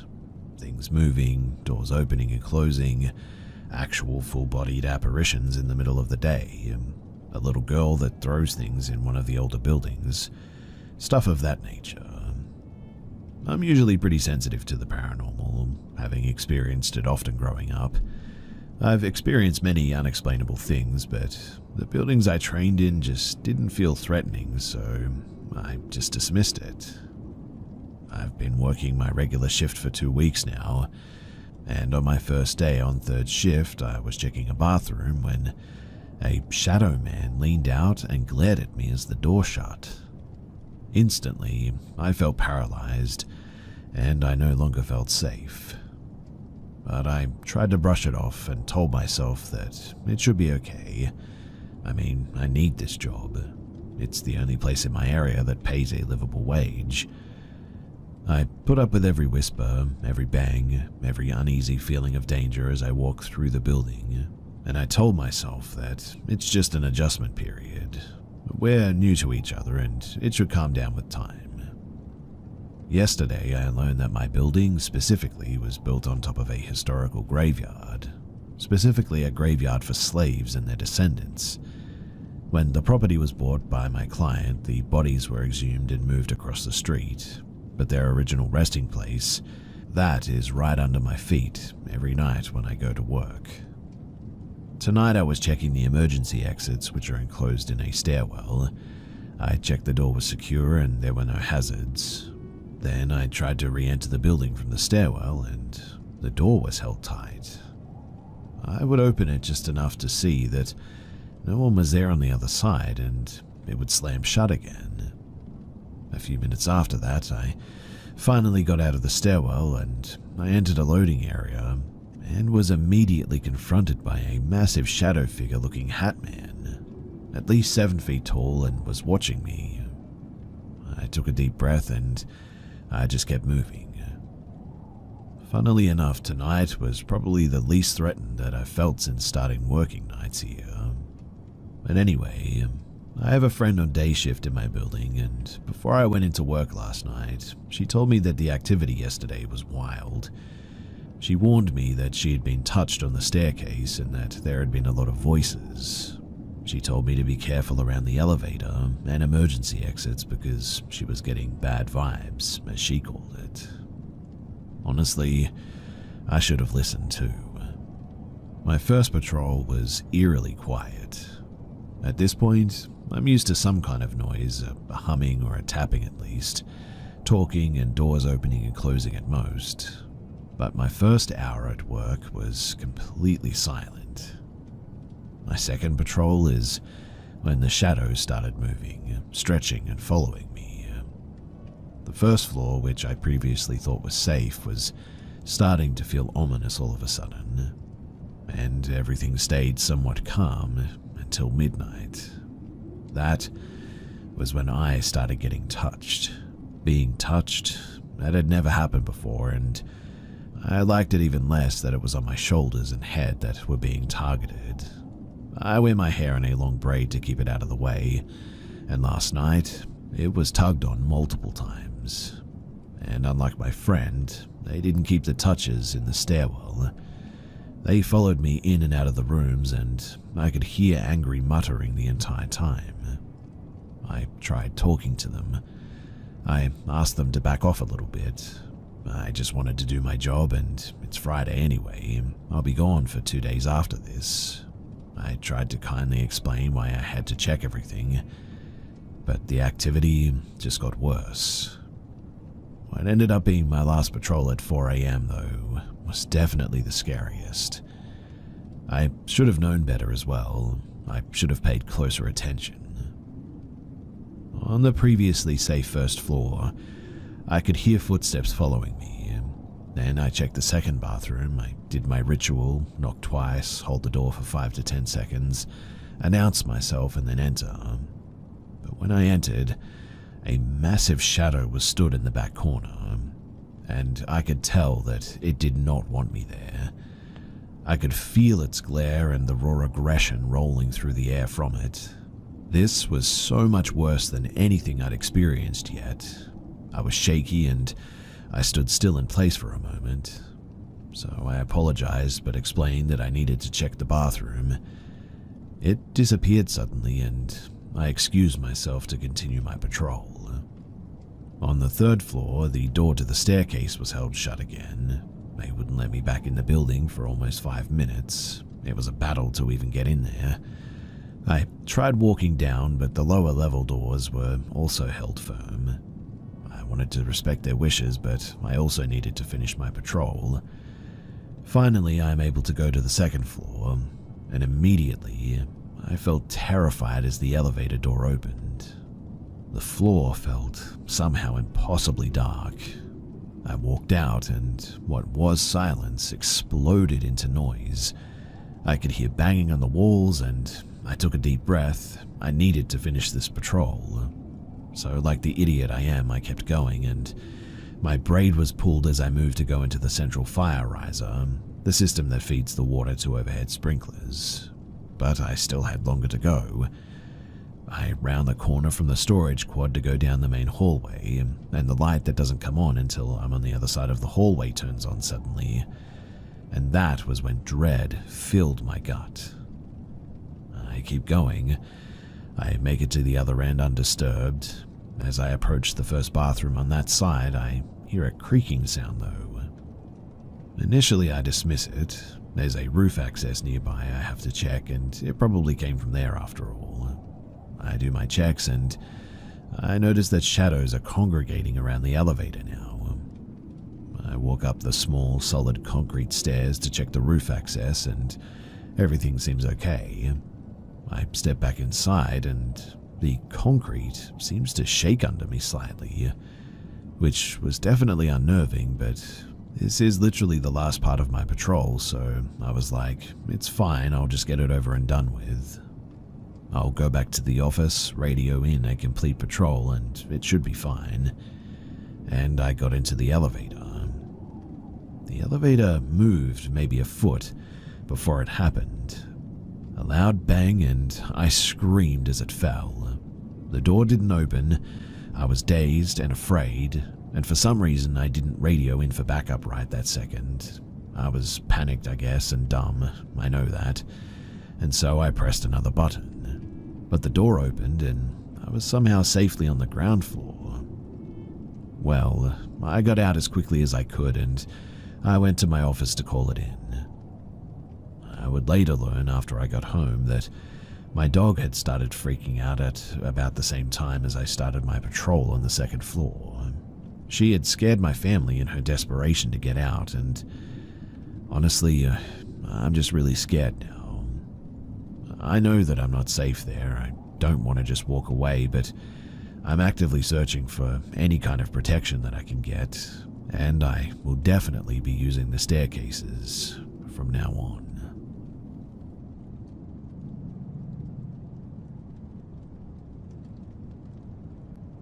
So I was maybe 9 to 10 years old, and we had just moved to a more islandish neighborhood in West Virginia, right over a massive bridge. We were moving in with some close family friends and their family. The house was relatively big with at least 4 bedrooms, including the office, a basement, 2 bathrooms, and an attic and walk-in closet. In order to get to our room, we had to walk through the upstairs bathroom, then through the walk-in closet, and on the other side of our room was another door that connected to another bedroom. When we first moved in, we were told that the previous owners, or tenants, that they practiced voodoo, although I'm not sure what exactly it was, to be honest. But whatever it was, there were tons of dolls in the house, ranging from baby dolls to just the heads and hanging Barbies, all that. Outside of the room that me and my mother occupied were 4 pencils with yarn heads on them. They were sort of strapped outside the door, and written on each pencil was a name. I don't remember the names, but we all advised our family friends not to remove them. It felt wrong to us, I suppose, but he did anyways, and our bedroom door didn't stay shut for whatever reason. At the time, I was still super small, so I still sat on a full car seat, and we used the car seat to sort of keep the door cracked instead of wide open. And one particular night, all the adults except for 2 and their 3 to 4-year-old child, they went out to a local bar. I stayed back with my iPad watching it in our room. I accidentally turned off my iPad, and at that time I didn't know the password to get back in. So I tried to turn the TV on, but that didn't work, so I was just sort of left there in silence with my toys. I remember feeling how quiet it was, like you know that it shouldn't be as quiet as it was. Maybe 10 minutes or so goes by, and for no good reason I can think of, my door just suddenly flies wide open, even with the car seat still in front of it. I remember breaking down in tears over it, and honestly, when I think about it, it still shakes me a bit. I was told the toddler probably used that bathroom and pushed the door open, but with how fast it was, I would have seen them running away or something. I have had other encounters in that house after that, ranging from my toys not being where I left them and not being able to shower with the frosted glass doors, as I could vividly see a figure outside of them that wasn't there. But we moved shortly after, only a couple of months, as things between the family got abusive and weird, and so thankfully I didn't have to put up with it for too long.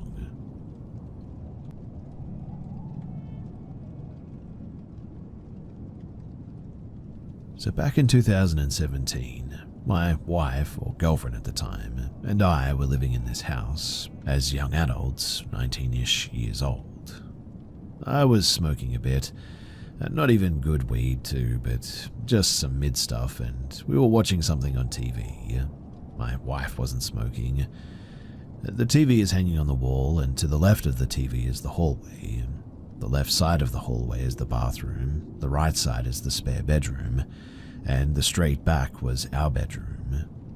While watching TV, I noticed a black shadowy figure glide through the bathroom door, glides across the hall and goes into the spare bedroom. Obviously, it didn't open any door, just sort of went through them. The figure was roughly about 5 feet tall, I would say, and very broad-shouldered. So I see the figure appear and disappear. I instantly thought that my weed was laced or something. I started looking at my blunt, even though I felt fine, and I really didn't say anything about it. I thought that I was just seeing things, so I started laughing a bit. While this happens, though, our dogs were laying at my feet until the figure appeared, and they were suddenly terrified and got on the couch with us. My wife asks, "Why are you laughing?" and I replied with, I thought that I saw something." And she immediately replied with, "Did it come out of the bathroom?"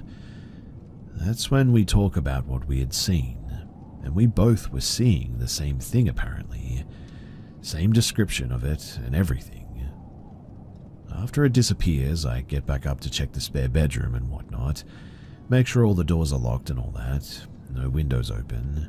I check the ceiling fan because it was on, just to see if the shadow of the fan blades could have possibly been whatever that we saw, but there's just no way possible that it could have been that fan. With the dogs getting scared and just being able to sense a great presence of energy that night, I fully believe that it was a ghost or a spirit or a demon or something similar. 7.5 years later, and I have never experienced anything remotely close to this again. The backstory to the house too is that it was my wife's aunt's house and she had let us take over to rent it while she moved out with her boyfriend. I don't know much about the house otherwise, but the aunt never experienced anything like this and thinks that we were just tweaking out on weed. Note too that we stayed in this house for a few more weeks before we finally moved out.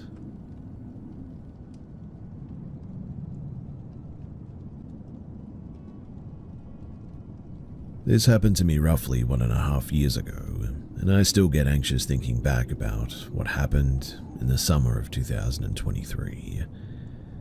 It was the year that I had my first success with my online business, which allowed me to start traveling Europe while working and saving up for my dream of buying some farmland. 2023 started amazingly. I lived a few months in Malta, then in Budapest, visiting friends who studied abroad. I'm originally from Germany. I'm 32, turning 33 this year, and the first few destinations were a wonderful contrast to the miserable cold winters that drag on for months in Germany. After having a tremendous time in Malta and Budapest, it was already the beginning of summer. My final destination that summer was to visit a friend. His name was Ben. He's about a year younger than me, and currently studying medicine in Varna, located in the very east of Bulgaria. It's an interesting place with lots of Soviet-style, slightly run-down architecture, but it still has its charm as a beach city. The people there are very nice, and there are some beautiful spots. There are many expats, and I spent my days enjoying the large parks near the beach itself, and the various cafes and clubs. I met lots of people, and frequently went out to beach clubs with them on weekends. It was a nice hot summer, and I was enjoying myself, until one particular night.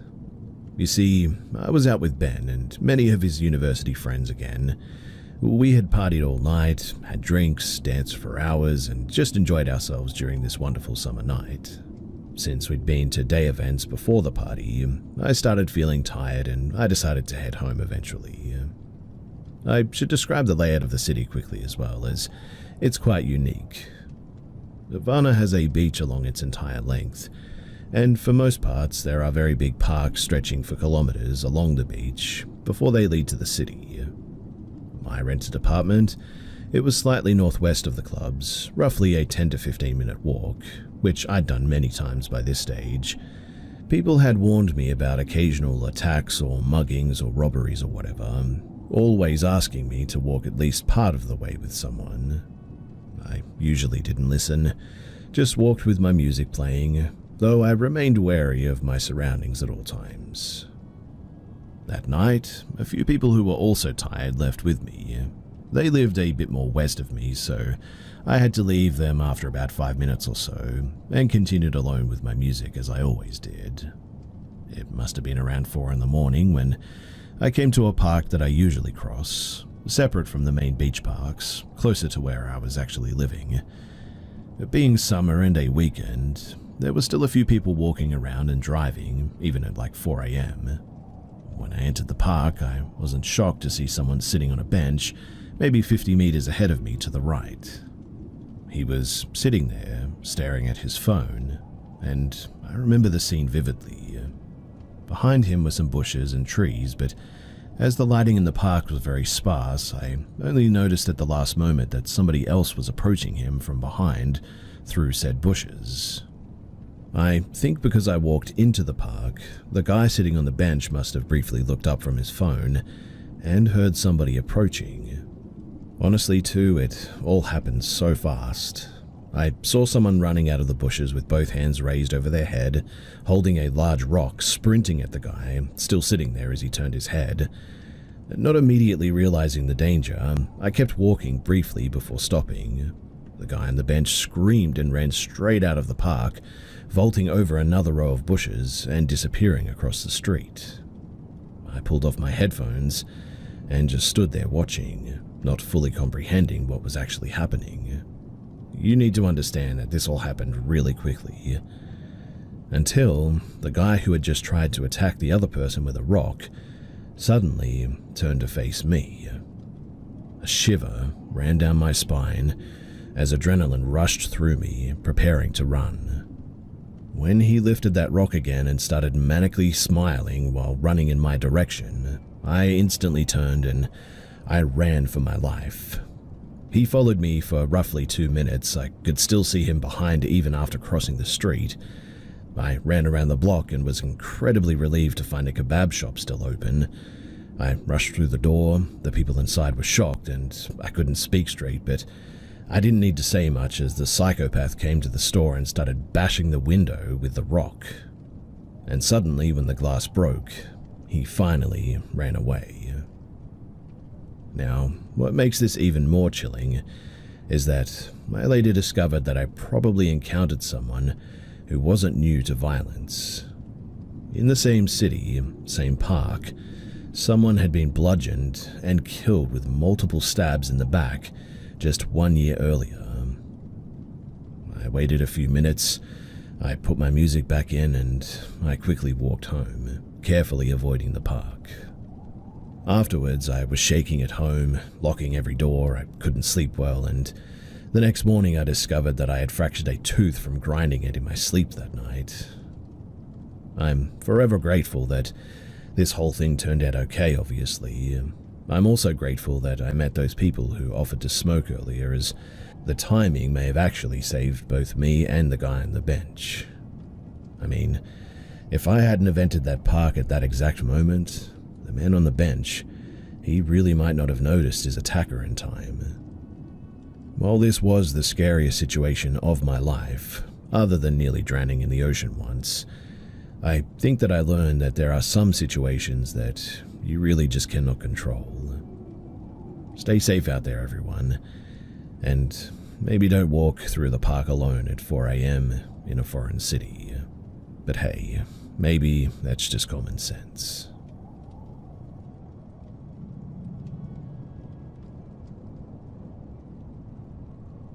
So my roommates and I are young girls living alone in our college townhouse neighborhood. The house was built no later than maybe 3 to 4 years ago, and honestly that's really pushing it. But lots of weird stuff has been happening, and last night it all sort of came to a head. So we're all Christians, and I grew up Catholic, so we all very much believe in spirits and demons and all that, and the power of Christ to defeat them. I had a dream maybe a couple of months ago of my dog growling at an evil presence, and I rebuked it in the dream in the name of Jesus and woke up suddenly because my white noise was off and it was 3:33 a.m. I wasn't totally terrified by that or anything, but then my coworker came over and said that she swore that she heard me banging around in the house and the back of the house when I wasn't home. And it keeps happening. I always hear my roommate banging around in her room when she's not even home. We will hear knocking on the walls, and I've heard my dog rustling around in his kennel when he's right next to me, etc., etc. And so I thought that maybe there's an animal somewhere. Until last night. You see, last night I was sitting on the couch doing some homework and watching some TV. I let out a low whistle and I immediately hear it repeated back to me. Again, I am all alone, and so I rewinded the TV to see if it was just a really well-timed coincidence, and there was zero whistling. So I called my sister, who lives 3 houses down, to come over, and she runs over and doesn't see anyone outside around the house or anything. Naturally, I go through the house with my industrial wasp spray can and check to make sure that there's nobody actually in the house. I came back to where my sister is and she says to me, "Don't whistle right now, I'm freaked out." But I can assure you that I didn't whistle at all. But she swore that she heard me whistle again. My roommate finally comes home, but I tell her what happened and eventually I leave, offering her to come with, but she says that she's fine and just wants to go to bed. Then she texts me in around maybe an hour or so and says, "Are you back home?" And I say no, and she tells me that she heard me talking this whole time, and I just said yoo-hoo, trying to get her attention. So she heard me talking too. Obviously, something is in this house, and my question is, as a Christian, is what the heck do we do about this? How do we get rid of it? And can we even get rid of it?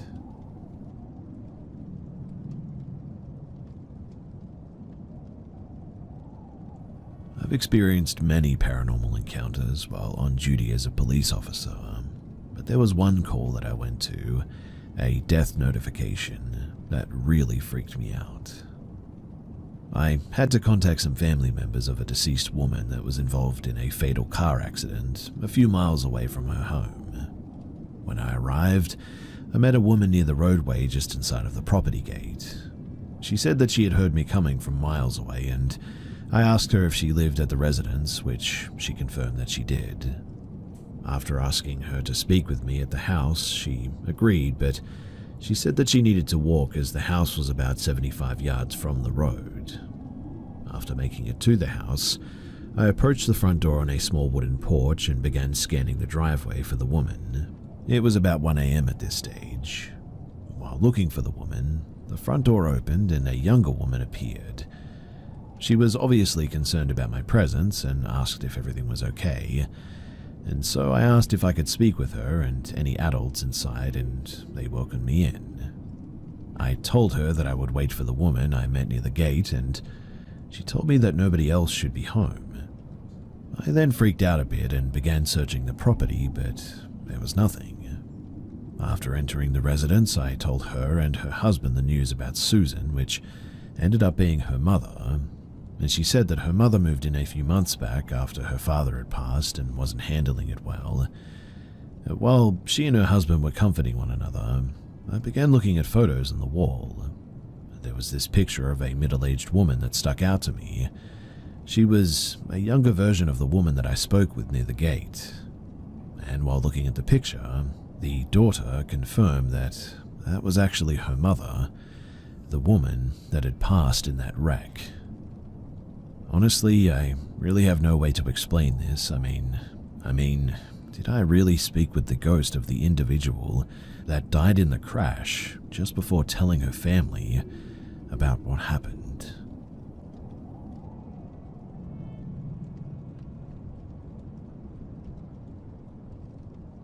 To give a tad bit of background, my family is heavily Catholic, and I find myself a bit skeptical in anything spiritual or religious, I guess. But really, I just don't know how else to explain what has happened to me. When I was maybe 14 to 16, maybe as a way to distance myself from the church, I found an intense interest in the occult, paganism, things of that sort. I would even practice witchcraft from time to time, in an attempt to get some kind of definitive proof that something is out there. Nothing really worked, but it did feel like something was happening when I practiced. A practice I got especially into and would do frequently is meditation, which isn't inherently spiritual, I know that, but it does help in certain cases. Anyways, this story starts while I was meditating in my room.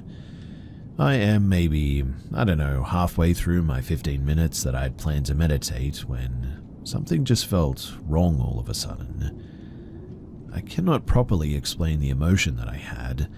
My best attempt would be the feeling of going down off the peak of a roller coaster, mixed with a sorrow of sorts. Anyway, so I feel that in my gut, and I open my eyes to scan the room. Everything looked in place, but that feeling just wouldn't go away. I turned to pause my timer, then I noticed a painting on my wall which I had for quite a while at this stage. It was the Starry Night painting, and as I scanned over to it, something about it was just wrong. It looked as if all the stars were actually glowing. The longer that I looked, the more bright a certain star got as well. It was one of the stars in the top left corner, just to the right of the trees. This star slowly but surely got brighter and brighter, and I was so sure that I was dreaming or hallucinating or something that I had gotten up off of the bed and started to make my way toward the painting. But as I got up and started to move closer, the star would fade. Not as if someone was dimming the lights though, it was as if a fog was setting over this star. As I got even closer, the fog practically snuffed out the star, and in its place it was dark. I sat for a minute trying to just process what had just happened in my brain, still looking at this dark spot on my painting. As I stared though, something started to appear out of the dark noise. At first, I thought it was the star coming back into my vision, but as it became more clear, I saw it for what it really was. A face. A whole figure, actually. Big enough to cover a large portion of the painting. I remember my fight or flight kicking in when realizing what I was actually looking at. I distinctly remember thinking that the feeling of that experience went from curious to bad. Still, I stayed in place and waited to see what else would happen, like I was in some kind of trance. Once the figure was fully visible, I felt like it saw me. We were looking at each other eye to eye, soul to whatever it was, and we sat there for 20 seconds or so with nothing happening. And I was about to be done with this and run out of the room, but then it did something. It started to reach out its hand, not in a threatening way, almost as if it was offering something. I don't really know what it was selling, but I certainly wasn't buying. Its hand almost looked as if it was fully outside of this painting as well.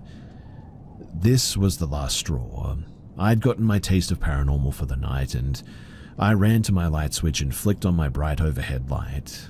I had a dim lamp on for meditation, and looked at the painting. And suddenly, it was totally normal. Nothing different about it. I sat and stared to see if something would happen, and nothing ever did. As I was coming back from my trance, I realized my face was wet with tears, something that I hadn't noticed before the light was on. I then go to my phone to text whoever, telling someone about this, but I stopped before even unlocking it. Almost 30 minutes had passed since I had paused that timer, and that felt like an impossibly long time. There was absolutely no way that I spent 30 minutes staring at a painting just then. It felt like maybe 3 to 4 minutes of watching, tops. After realizing my little time loss, I freaked out and ran into my mother's room. Needing somebody else's presence, I just couldn't stand being alone anymore. She heard my whole story and was 100% convinced that I had just had a run-in with a demonic presence. Putting meaning behind all of the visions, like how the stars were holy ghosts with demons putting a fog over them and all that sort of thing. I didn't know if I was fully on board with that idea, but I was just glad to be with someone other than myself. She then got my dad to go in and bless the room, leaving a Saint Benedict medal in my room to hopefully ward off anything negative. He then took the painting off the wall and took it outside, and that was the last time that I ever saw it. To be honest though, good riddance. I'm actually sharing this now in the same room that this all happened in as well. I won't lie too, I kind of feel off at times in here, I guess. Like I'm being watched, but having the medal and several crucifixes does help ease my feeling. I'm 19 now and about to be headed out for college, and I thought that I would put down this experience in writing before it fades anymore with time. I'm not exactly Catholic now, but I have given up the practice of my past. I'm fully open to any and all explanations that anyone may have as to what happened to me years ago, paranormal or not. And so, if you have anything to share, then thank you. Also, I'd like to just tack on here that I was absolutely sober during this entire experience and the entire day before that, and hallucinations are definitely not something that I've ever struggled with.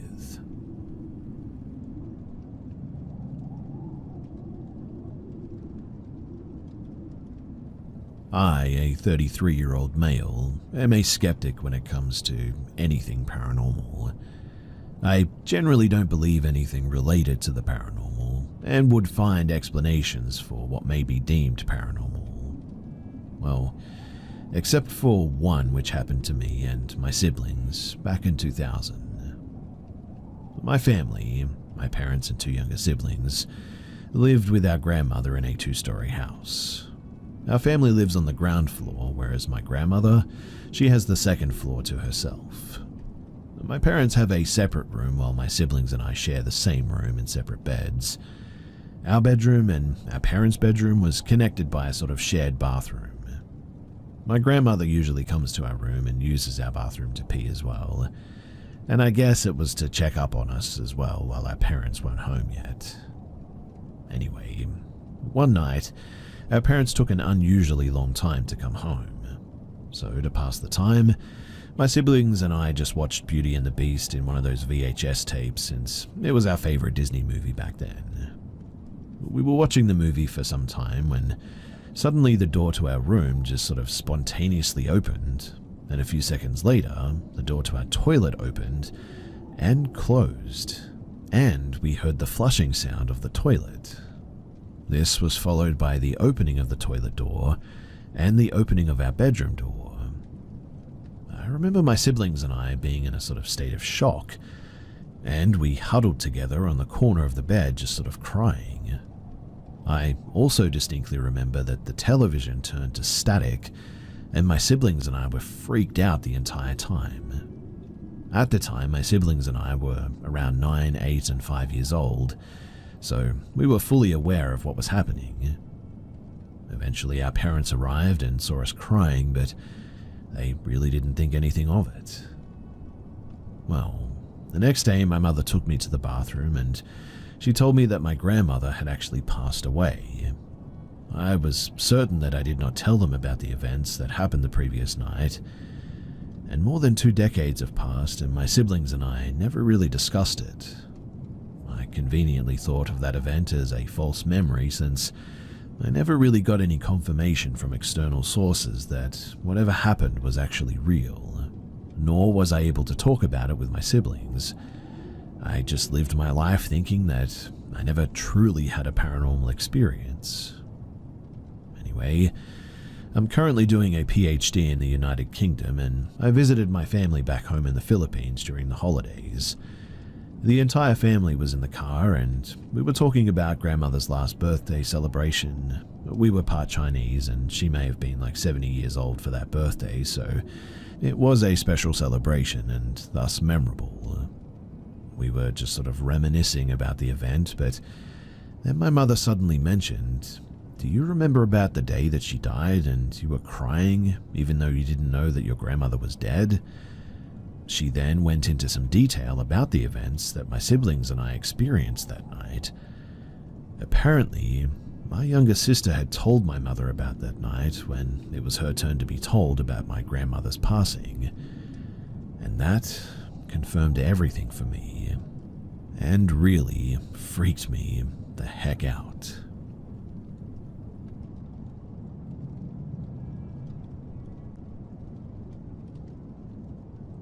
So, this happened to me, a 27-year-old female, about 6 years ago. At the time, I was working in a bar, so I got off work pretty late, usually around 3 a.m. Since I lived quite close to the bar, I would always walk home after my shift, and there were 2 different routes that I would take. One was along the street, where most of the city's bars and the clubs were, and it was usually really crowded. Since I was pretty exhausted and I didn't want to see any more people that night, I took the other route, which was much quieter but also much darker, and I never felt very safe there at night. Anyway, As I was walking, a group of drunk guys approached me, blocking my way. I made it clear that I had no interest in talking to them, so they eventually let me pass.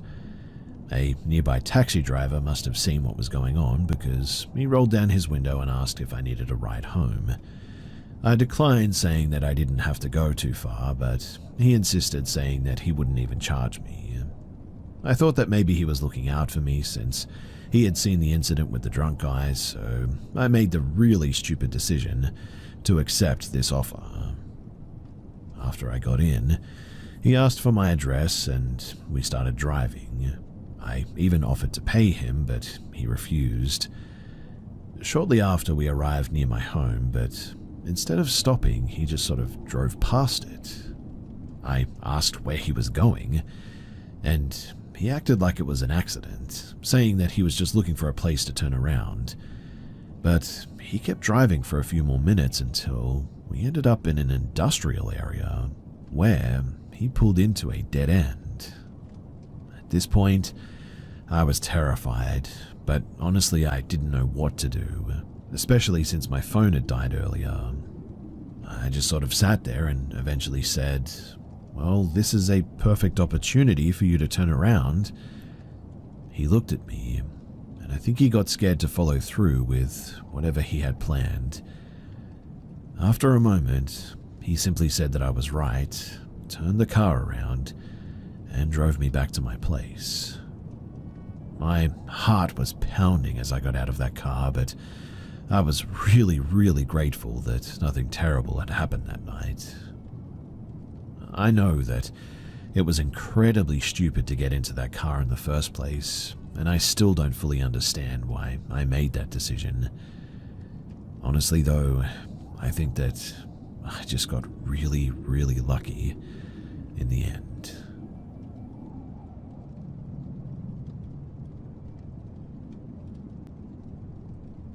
So, before I begin this, I would just like to say that this is a true story, and I am also of sound mind. So when I was 7, my family moved into a haunted house. There was an abandoned house that my friends and I would pass on our walk to school. It was in need of a lot of work, the grass was overgrown like a hayfield, and the driveway all tore up. It looked like it hadn't been lived in for years. And well, my friend and I decided one summer day to check it out. We thought that it would be a good idea to smash some of the windows out.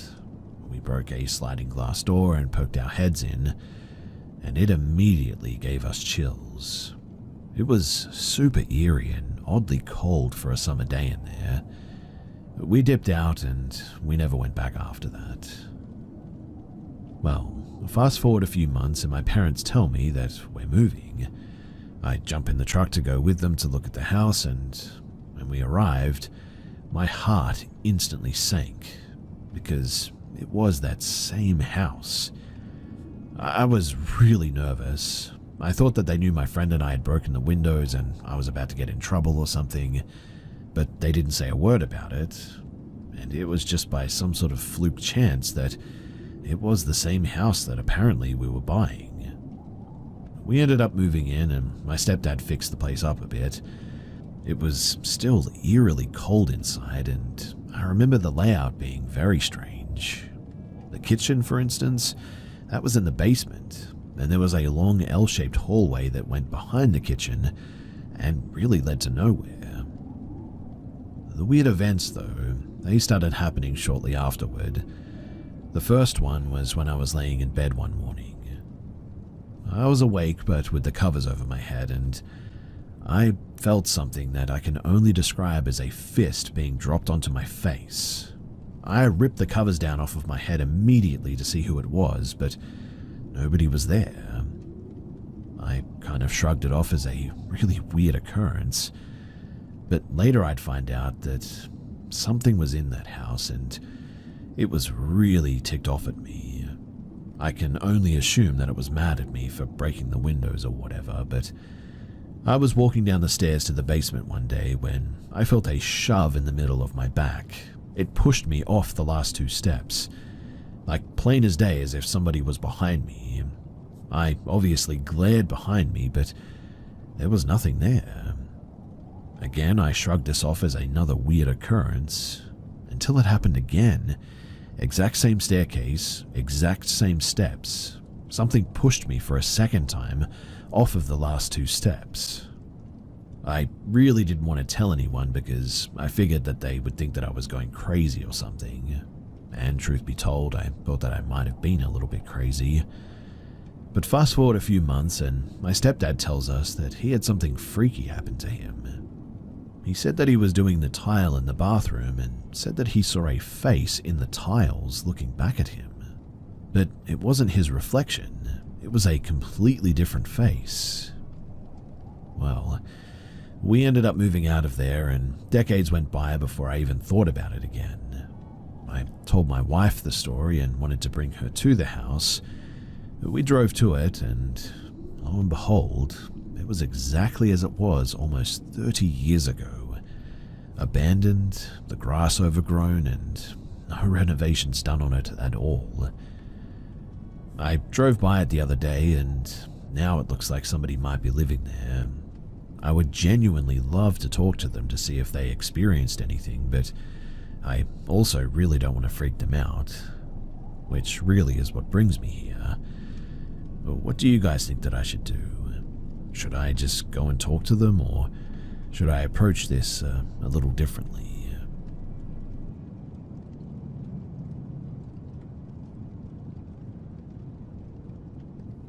So I want to share a story of my childhood home in upstate New York, and I thought that you guys might like it. I personally don't know if I believe in the paranormal because, other than this house, I haven't experienced anything else. So, when my dad and my mum first bought this house, my dad was working at a nearby music store. I think it was anyway. While working here, he said that a very suspicious old man would come in, often wearing bones on his necklace. My dad, being punk and 20-something, thought that this necklace was awesome and asked the old man about it. The old man told him that they were real bones. My dad, messing with the old man because he didn't believe him, told him that he wanted a human skull. The man said that he could get him one. My dad thought that this was hilarious, and after a couple of weeks went by, he started to forget about it. But one day, that man came in and actually gave my dad a skull. My dad was very surprised, obviously, but assumed it wasn't real, and so he took it home. My mum, who is very superstitious, was really mad at my dad and told him to get rid of it. My dad decided to put it into the basement and forgot about it, and after this, the house was just never the same. My aunt told me that she saw my brother, who was probably a toddler around this time, being held by a little girl out of the corner of her eye. My mum also claims to have seen this little girl hanging around me and my brother's rooms when we were toddlers. My mother soon began to have horrific dreams and would see people standing by her bed. She woke up on multiple occasions screaming bloody murder and claiming that there were men in her closet. Weirdly too, sometimes she wouldn't even remember these fits. Now, when I was around 5, I started to have extreme night terrors as well. I would also sleepwalk, and one night my mum woke up in another scared frenzy that she would have. She quickly went to my room to see that I wasn't there. She went downstairs to see me sitting crisscross applesauce in front of the TV that wasn't even on. When she asked what I was doing, I told her that I was watching my show and that I wanted to hang out with my friends outside. I don't remember this, by the way, but my mum carried me upstairs and put me into bed. Eventually, too, my brother played with a Ouija board and claimed to see my mum standing up straight in bed with her eyes staring forward. When he tried to talk to her, she simply got back into bed and just went back to sleep. Another time, another thing that would happen is that you could hear people walking up and down the stairs, even when you were home alone. There was often knocking on my walls as well, and after my parents got divorced, my mum decided to move out of this house. The basement was very big and cluttered, so We called someone with a big garbage truck to help us empty it out.